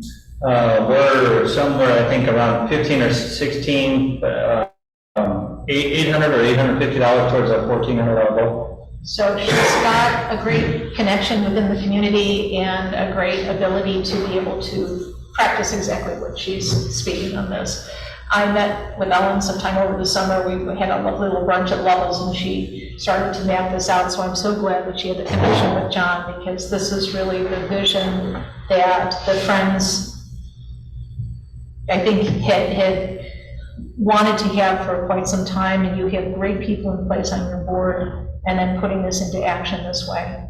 I'll go back and say, this is, how is this going to be put into place or implemented?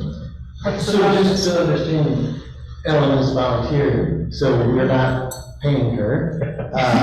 So we're not asking the park district for money or anything like that. She has graciously agreed to volunteer, make a case study. She has experience in this. She's with the Lake Academy, a forest visitor at Lake Forest College, and among others. So she has experience raising $40 million. Yes, so lots of money, and she's going to help give us the framework and structure.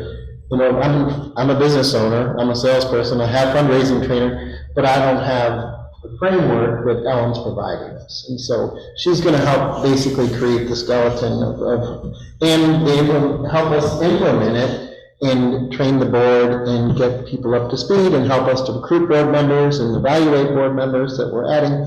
So there's a lot of aspects to this, and there's a lot of steps that need to be taken that she's going to do. So this isn't just I'm going to get us to get legs to gifts tomorrow. There's literally a structural building of what the Friends is going to be. And the potential is vast. I mean, it's really vast. But, we could raise a lot of money, and we could be a real partner to the Park District in terms of supplementing the lack of funding that we have without raising taxes. I mean, I think that's in everyone's best interest. And like I said, there's lots of generous people in Lake Bluff, and they commit to many causes, and there's plenty of people that absolutely love the Park District.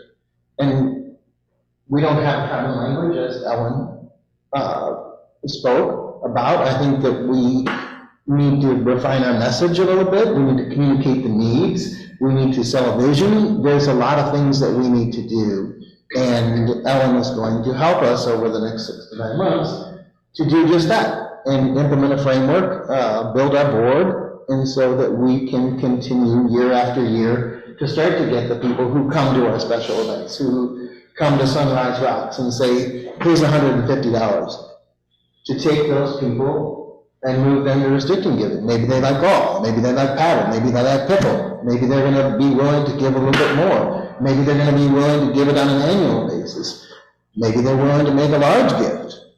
And then maybe over a lifetime, they're willing to commit to a transformational gift.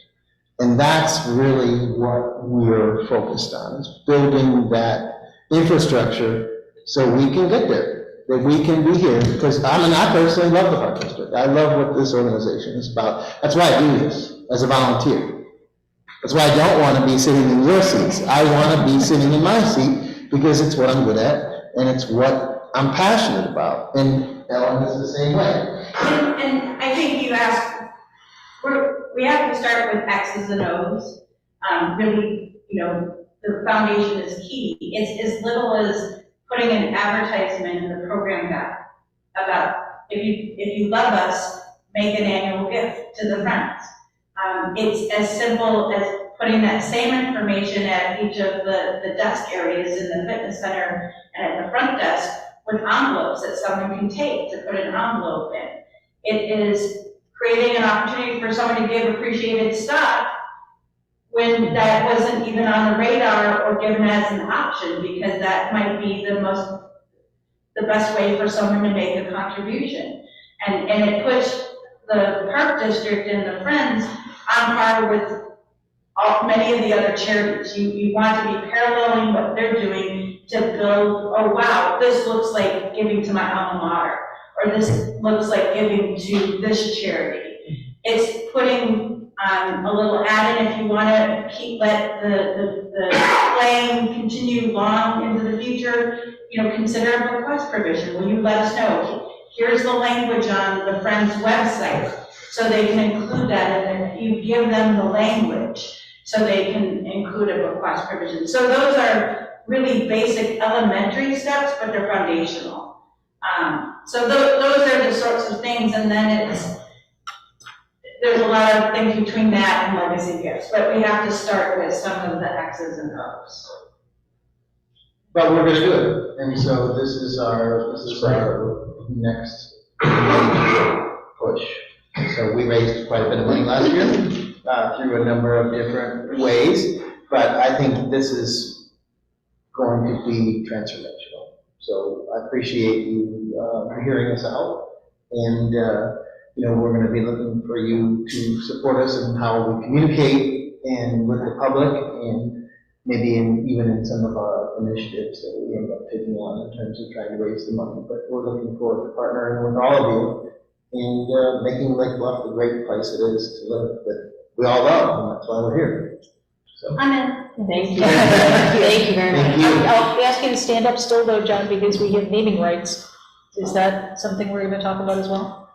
We can, certainly. So we did talk about the potential, and Ellen's been helping with that, the consideration of possibly naming the shelters at the beach, maybe even naming the after large-scale donors. And we're talking about more like legacy gifts to get a name, hundreds of thousands of dollars to have your name on the shelter or on the beach, maybe even $500,000 on the South Beach or North Beach. So again, we haven't flushed all of that out, but we wanted to present the concept of, the potential of naming parks, naming the beach, and all of this particularly because we have such a large fundraising objective of what we want to raise for the beach and large costs. The beach was really our primary focus, but the idea of wanting to have the board's support to be at least open to the idea of naming these entities in order to help fund similar to what Blair Poole did.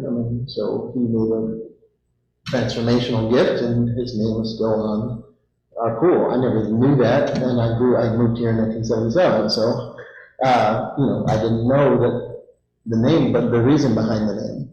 So, but that would be the idea of people who wanted to leave a legacy to the Park District or to the beach that we would want to consider naming some of these items.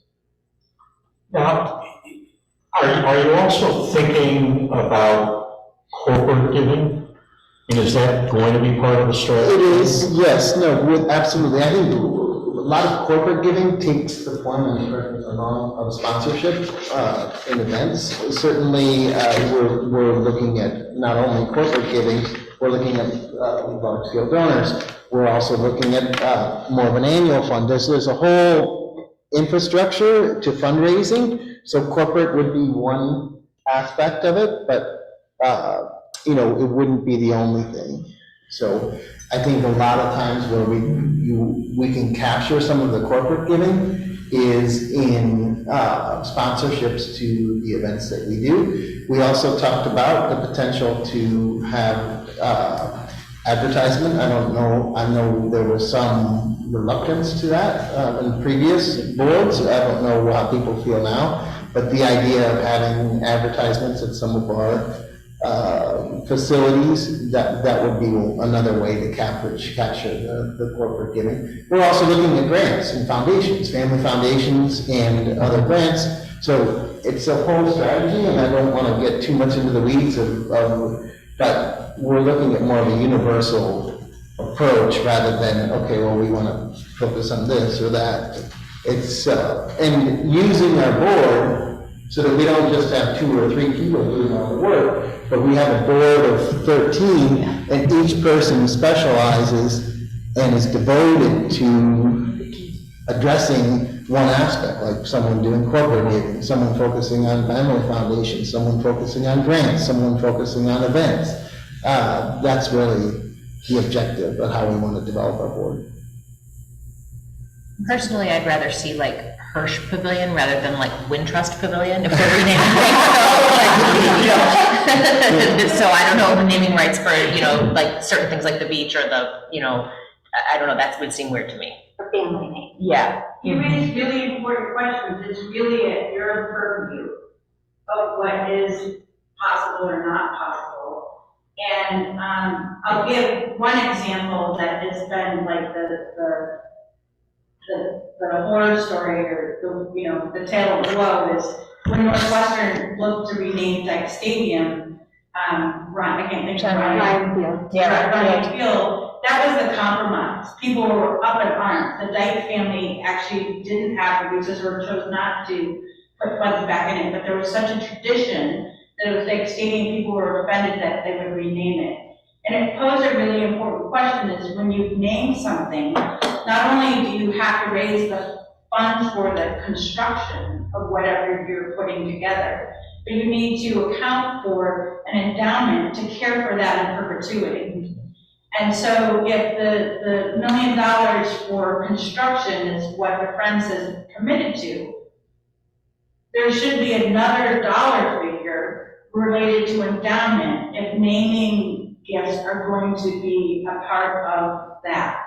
And in those agreements, I'm trying to think, who is the bond guy who went to jail? Bernie Madoff? Michael Milken? Yeah. You have clauses in these agreements that if someone has done something that does not reflect positively in the community, the park district reserves the right. So you create these protections, but you just don't pay for the one-time construction and let someone's name live on in perpetuity. That would have been, in 1973, you wouldn't be in this pickle with the cost of the pool had there been a fund, an endowment fund, creating income on an annual basis to help care for it. And so those are all that's the calculus that you have to work through. But it's your purview to decide what can or cannot be named and what kind of names can go on it. And that will be important actually for you to decide what those constraints are. Okay.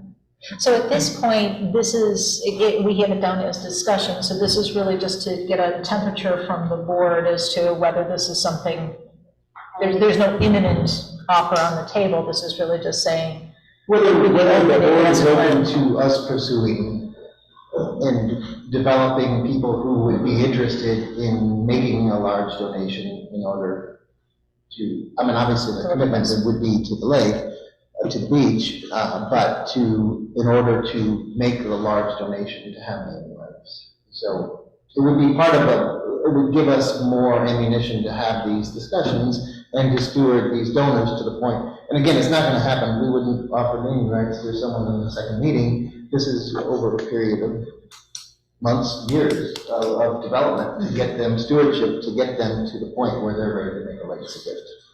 Or a major gift. Right, yes. So any thoughts from the board about exploring that? It's great. I love it. I think the endowment is important, and I think that's a phenomenal idea if we can make that happen. Just for the record, the Friends haven't committed to raising more than.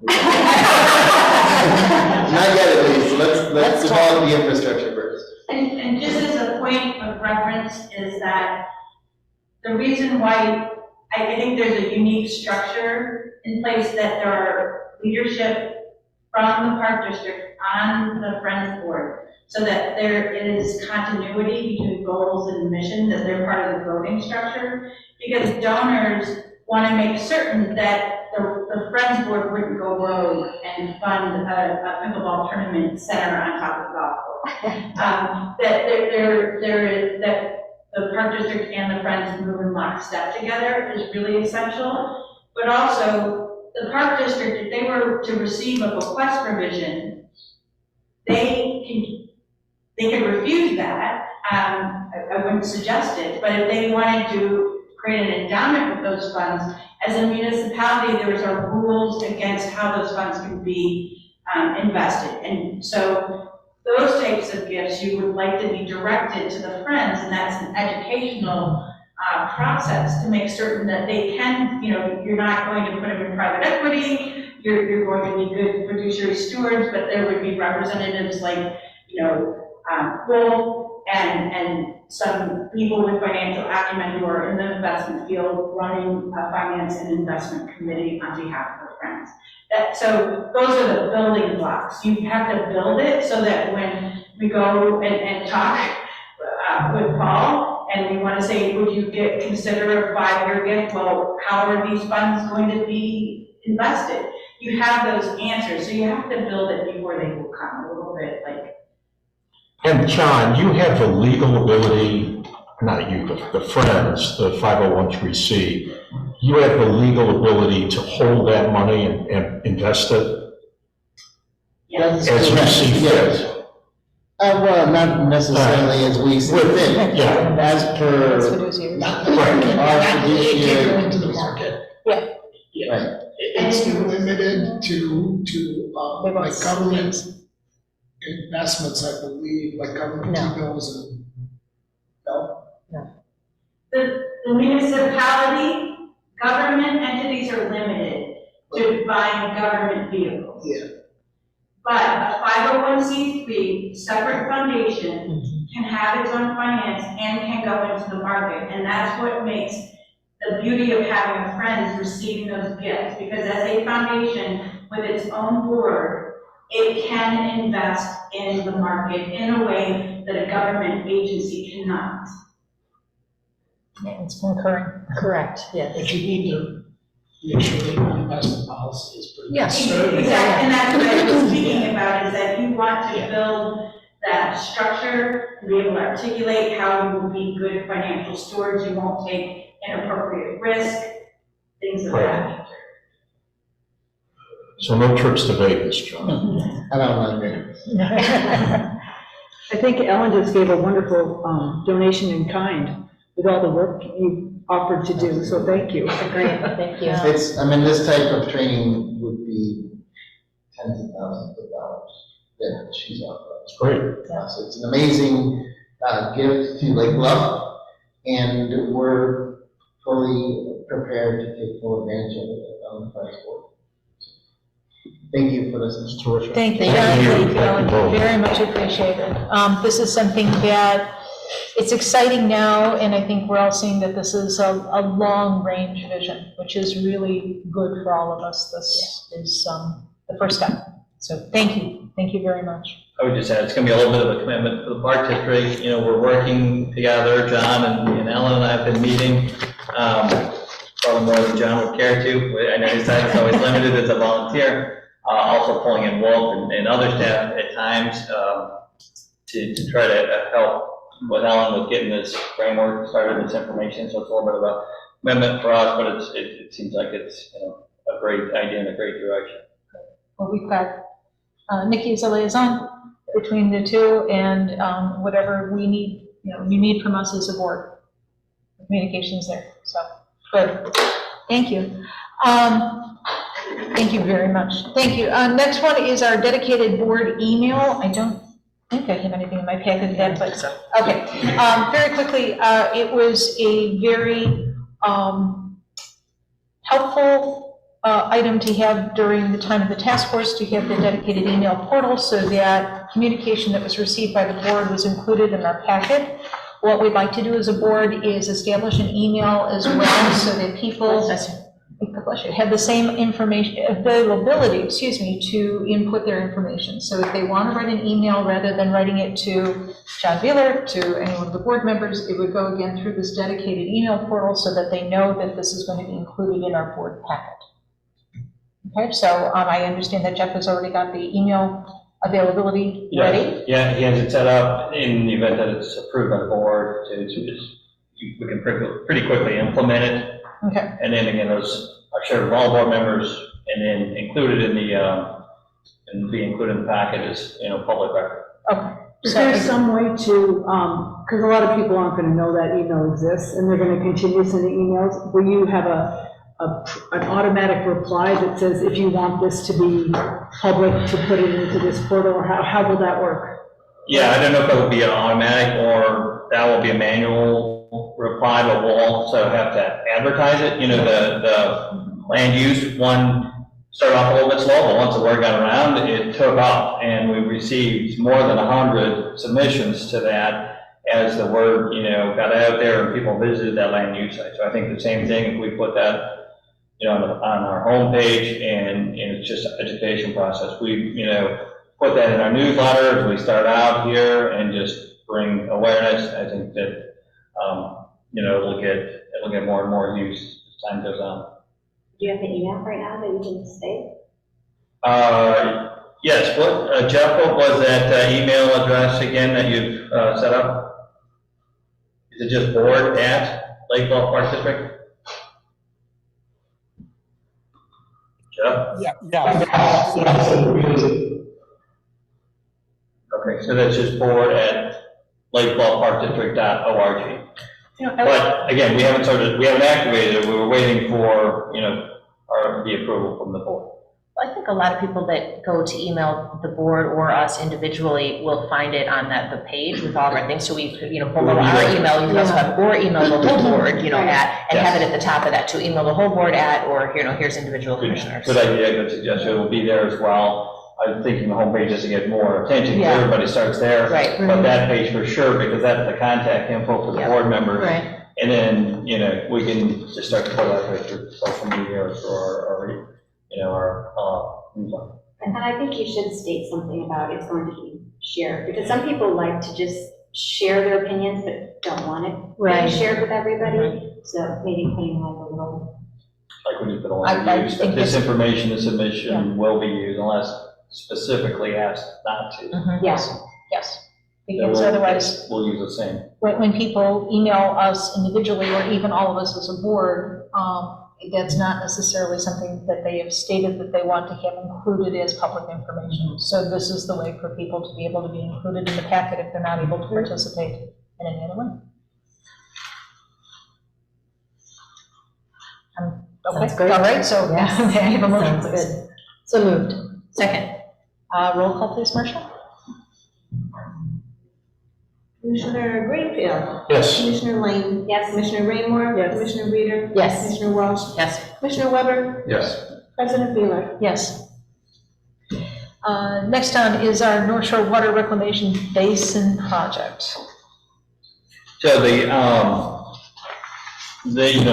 last update was that they were extending the bids the timeframe for accepting the bids through last Friday.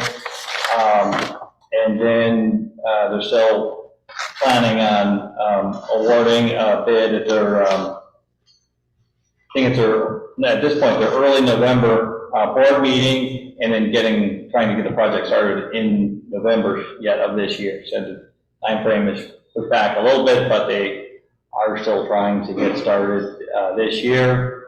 I know they've delivered a porta potty for the job site. Was that right, Noah? That's already been set up? That is correct. They have a project that they're doing with their generator right now. That's why it was down there. Okay, so that's not related to the larger project? Correct. Okay.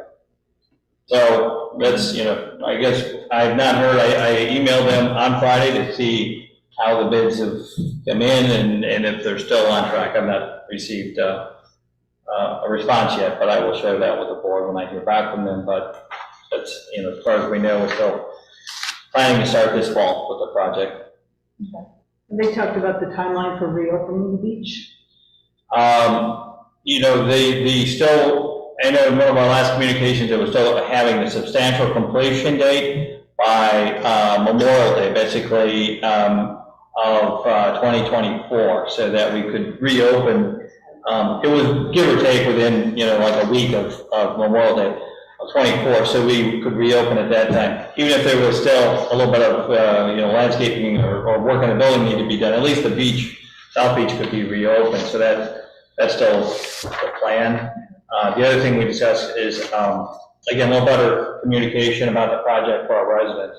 A lot of people see the work going on, they're going to assume it's a Park District project because it's down at the beach.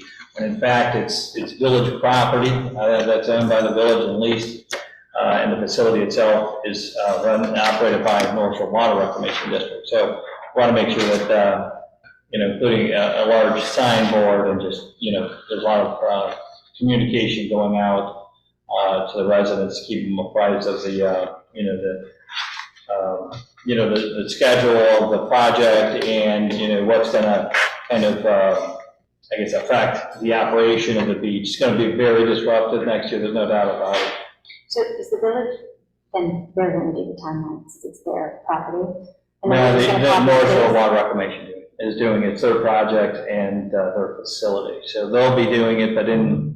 And who's advertising, who's spending all the money for, like, making sure, like, the boards and all that? That will be the North Shore Water Reclamation District. Okay. Will be doing that. We did, staff and I met with the Commodore a couple of weeks ago to again talk about the yacht club and their operation. We're assisting and helping remove some of those boats that are down there as they get ready for the project. Also talking about next summer, because we still, we've got to Lake Forest about doing our sailing camp, which is very popular down at the Lake Forest location. And they would like to store some of their boats and have their regular racers, still be able to store boats down there in Lake Forest as well. So now we are coordinating a meeting for early, I believe the first week of November, where we would have, again, myself and staff and John from the yacht club, as well as Lake Forest, their staff, their director, and their sailing people involved in that meeting. Will be a little bit bigger meeting to talk about, sort of a coordination for how we can make that work for next summer. John, with all the price increases that we've been seeing, we're just getting bids. Has there been any concern about the cost of the project? There's been a lot of concern, especially with George or something like that, especially, and I would imagine by extending the deadline, they're probably, looking to get more bids and hopefully better pricing. Again, the last email I've sent, I have not received a response, so I don't know where we're at, but I would say it's certainly fair to be concerned about where those prices came in and whether that's going to change the scope of the project. Can we also put, I know there's some stuff up on the site now, that you can see, but I wonder if we should do like on the beach page or something, like an FAQ on, what's happening at the beach? How does this affect me? Just some questions, when will this be done? What will happen to the sailing program? Like anything like that. So that's been done with, besides the land use, it's been done with other things in the past, and so that's a good idea that we set up just a, Because it's still gonna come back to us, even though it's not our project. Yeah, People are gonna ask correct. us why there beaches. that can be, FAQ number one. Yeah. Whose project is it? Yeah. But it's a good. Where's my beach? suggestion. Yeah.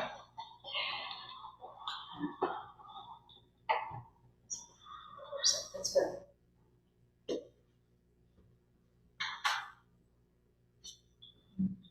Anything else on this?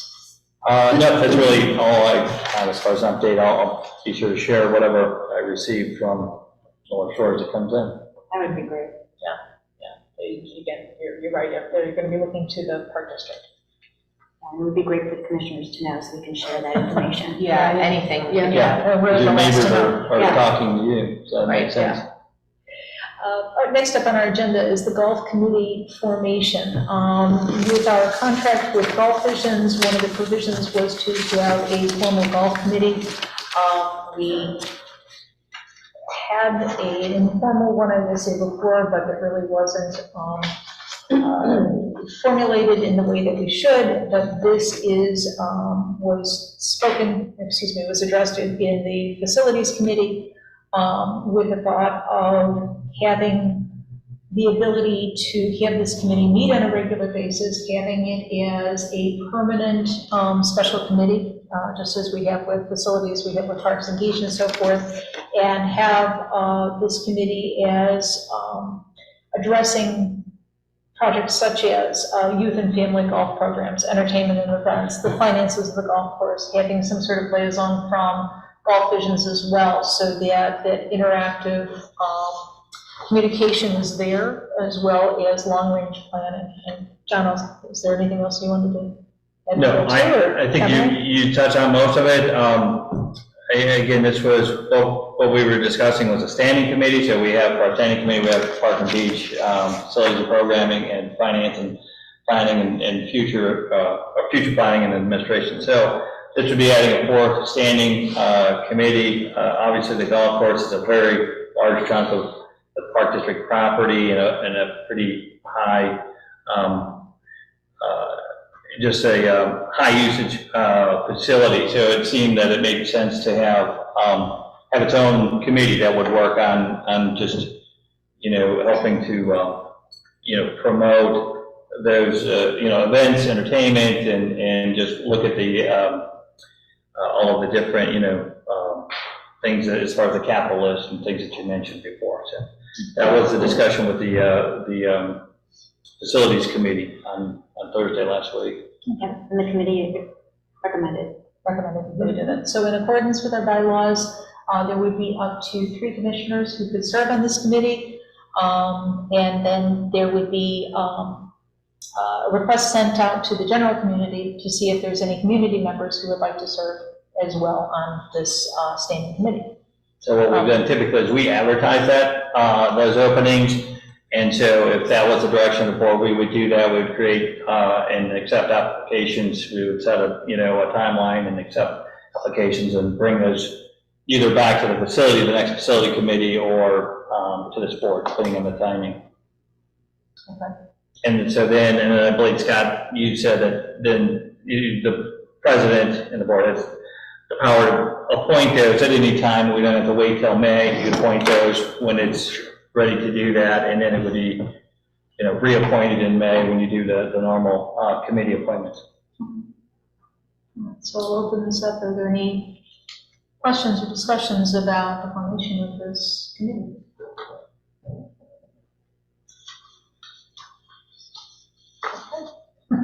None. I guess we can do this as a two-part. I'd ask first for a motion to create this as the golf committee as a standing committee, and then after that to look for nominations. So moved. Second. Okay. Roll call on forming the committee. Commissioner Greenfield? Yes. Commissioner Lane? Yes. Commissioner Raymore? Yes. Commissioner Reader? Yes. Commissioner Welch? Yes. Commissioner Weber? Yes. President Wheeler? Yes. And the next then, a motion for commissioners to serve on this committee. I'd like to make a motion. Yes. Can I nominate, how do I nominate? I make a motion. Paul Greenfield and Emily Lane to serve on this committee. Okay.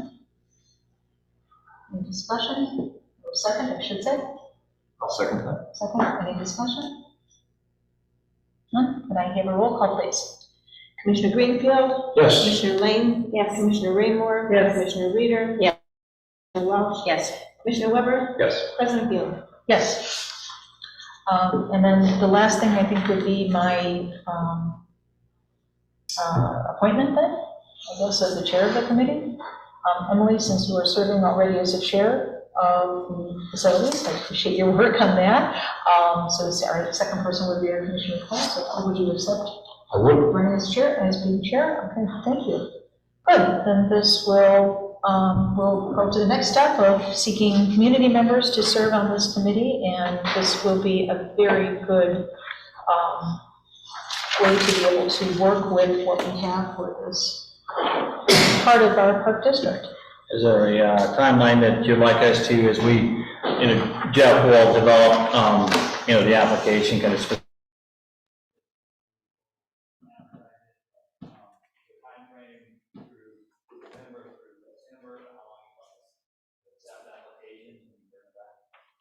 Especially because we just finally decided this year in our rotation of meeting that we're going to fit that into our calendars as well. I'm going to say, is that for the end of the year? It would be good, and then we can accomplish these on the organization.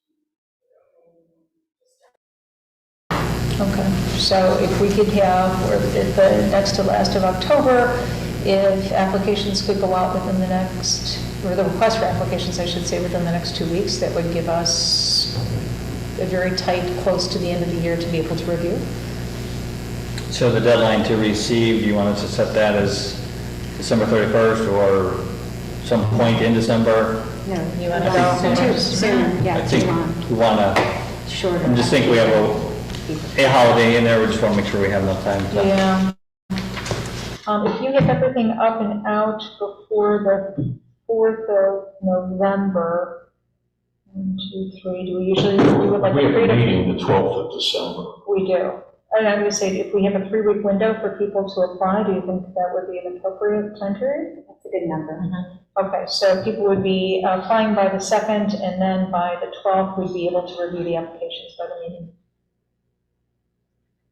Can we do some physical signage, like maybe on the clubhouse or something to get, current golfers? I know there's only a little bit of golf left, but like a physical sign and maybe even a physical sign on the door here, just to try to help advertise it too, since it is a quick timeline. Sure, we could print out, laminate, Yeah. something that could be put up over there and here, and then there's a Even pretty. the QR code that went to the, site where they send their. Yep, good idea, we could include that on that flyer.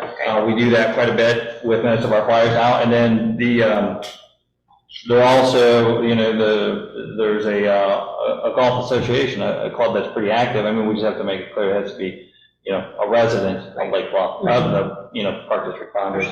But, I don't know if they would also be willing to share that information, to just possibly bring more interest to the, to the committee. Yeah, cool. I think we'll get applications pretty quickly. Okay, good.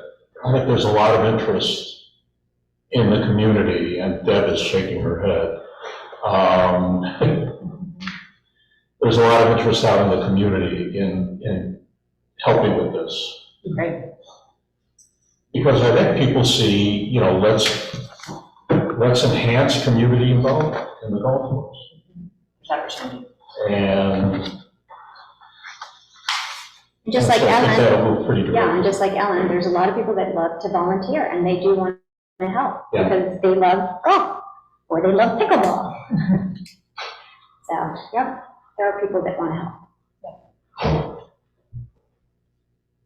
Very good. Okay. Thank you, that's a good move. Next, 2023, medical, dental, and vision insurance. John was explaining before we met tonight that, again, we're part of a cooperative with the village and the school, as well as, excuse me, just the village. The library. Yeah, the library. Yep. Regarding the insurance coverage for the employees, but I'm going to let you go ahead and take it from there, if you don't mind.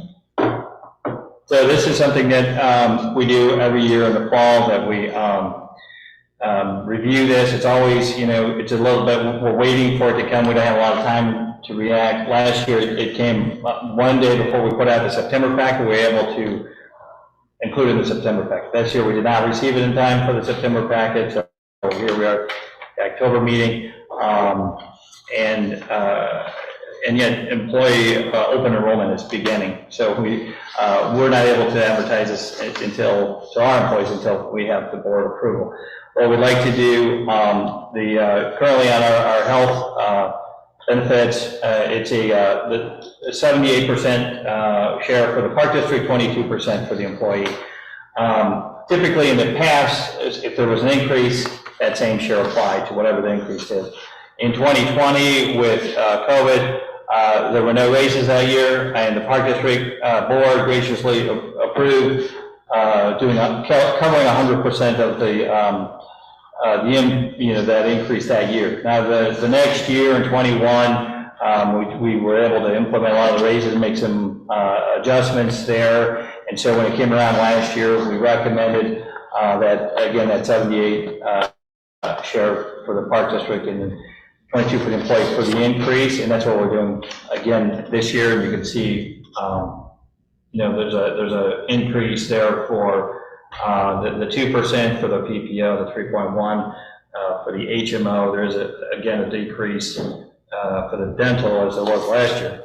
So that's the only area where we see a decrease. So basically, our recommendation to the board is that the Park District again share that cost of 78% of that increase that they're proposing, and then the employee pay the other 22%. John, given what you were saying earlier about the challenges of getting and retaining staff, is that something you want to look at here? It is something we want to look at. It's not something we're ready to talk about tonight, but it is something I'll talk about with HR, and we want to talk about when we get into our discussion, as far as the benefits and the salaries and the salary ranges. That was cited by one employee who was leaving again to go to a village. It was higher pay and it was lower cost benefits, and that's pretty typical with a village. And I think that might be something we need to look at to be competitive. We're a little bit on the high side with that 22%. And so for the increase, we're suggesting keeping, the same as we have last year, but I think overall we do need to take a closer look at that and consider different, a different scenario that might help us with attracting and retaining staff. Just one thought. Go ahead. With the whole discussion with the strategy with the tri-district meeting, it would be great if you could just bring this up of, having the school be part of it, like coming together with the school, because that would just make it even more powerful to have the school, the village, the library, and the Park District on the same insurance. Is that something we can discuss? Like, why aren't we all together so that we can benefit from it? Good point. I don't know if their insurance provider is different because of. Yeah, just find out if it's a possibility that we can all work together. Yeah. Ours is a co-op that started many years ago, so I would have to. I don't know. Certainly, we're looking into them and asking the question. Just because they're talking about doing strategy, and that would fit into that category. Yeah, and to Paul's point, like 22% and 78%, like I don't know how, like I've seen like 80-20 at places I've worked before, like it just seems like really funny numbers. That, I don't know how, I can tell you in Philip Parker, 10% for employees. Okay. So, but that, again, it's a village. It's just an odd, like it's like why the two, like back about the math, what would that be to even make it to 80-20? It just seems like silly numbers. Yeah, there might have been something that happened one of those years that, well, we do 2% more. Right. There's something that threw it up. I don't know the history on that, but we'll definitely just take a look at that and come back with a recommendation during that review process. Great. And when you talk, Emily mentioned strategy, you'll also look at whether it makes sense to stay in the co-op. So compare that and. Yeah, we've talked a little bit about that already, and so we can evaluate that further, whether that benefits us, because I know that there are other insurance, options, including Paderma. There's benefits through them, so there are some other options.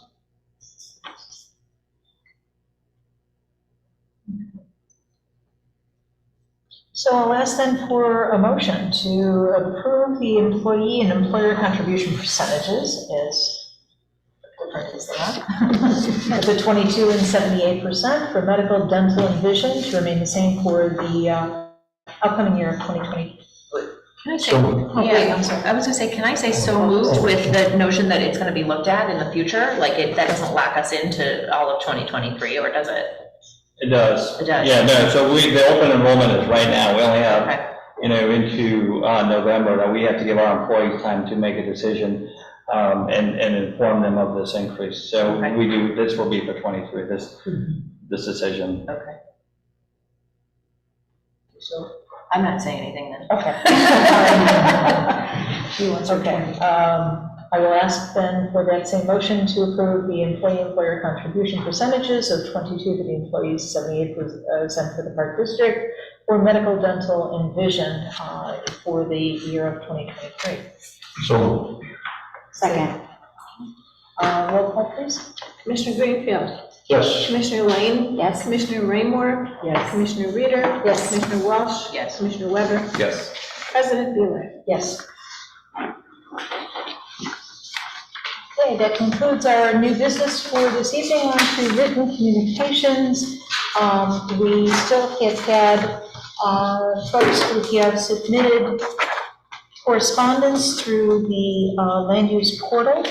And I know as a board, we get the packet, and so we all review these different pieces of correspondence. It appears there are some items on here as well that look like something that the newly formed golf committee can address as they go through.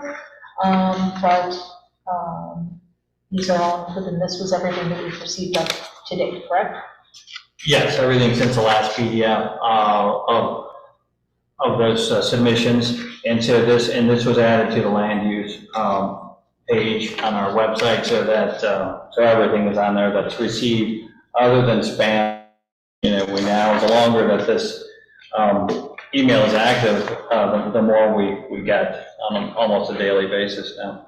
Okay. All right, that's everything for written communications. We then move into our executive session.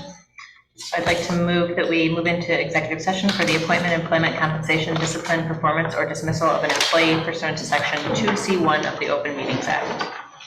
Second. We need a roll call on that, please. Commissioner Greenfield, Yes. Commissioner Lane, Yes. Commissioner Raymore, Yes. Commissioner Reader, Yes. Commissioner Walsh, Yes. Commissioner Weber, Yes.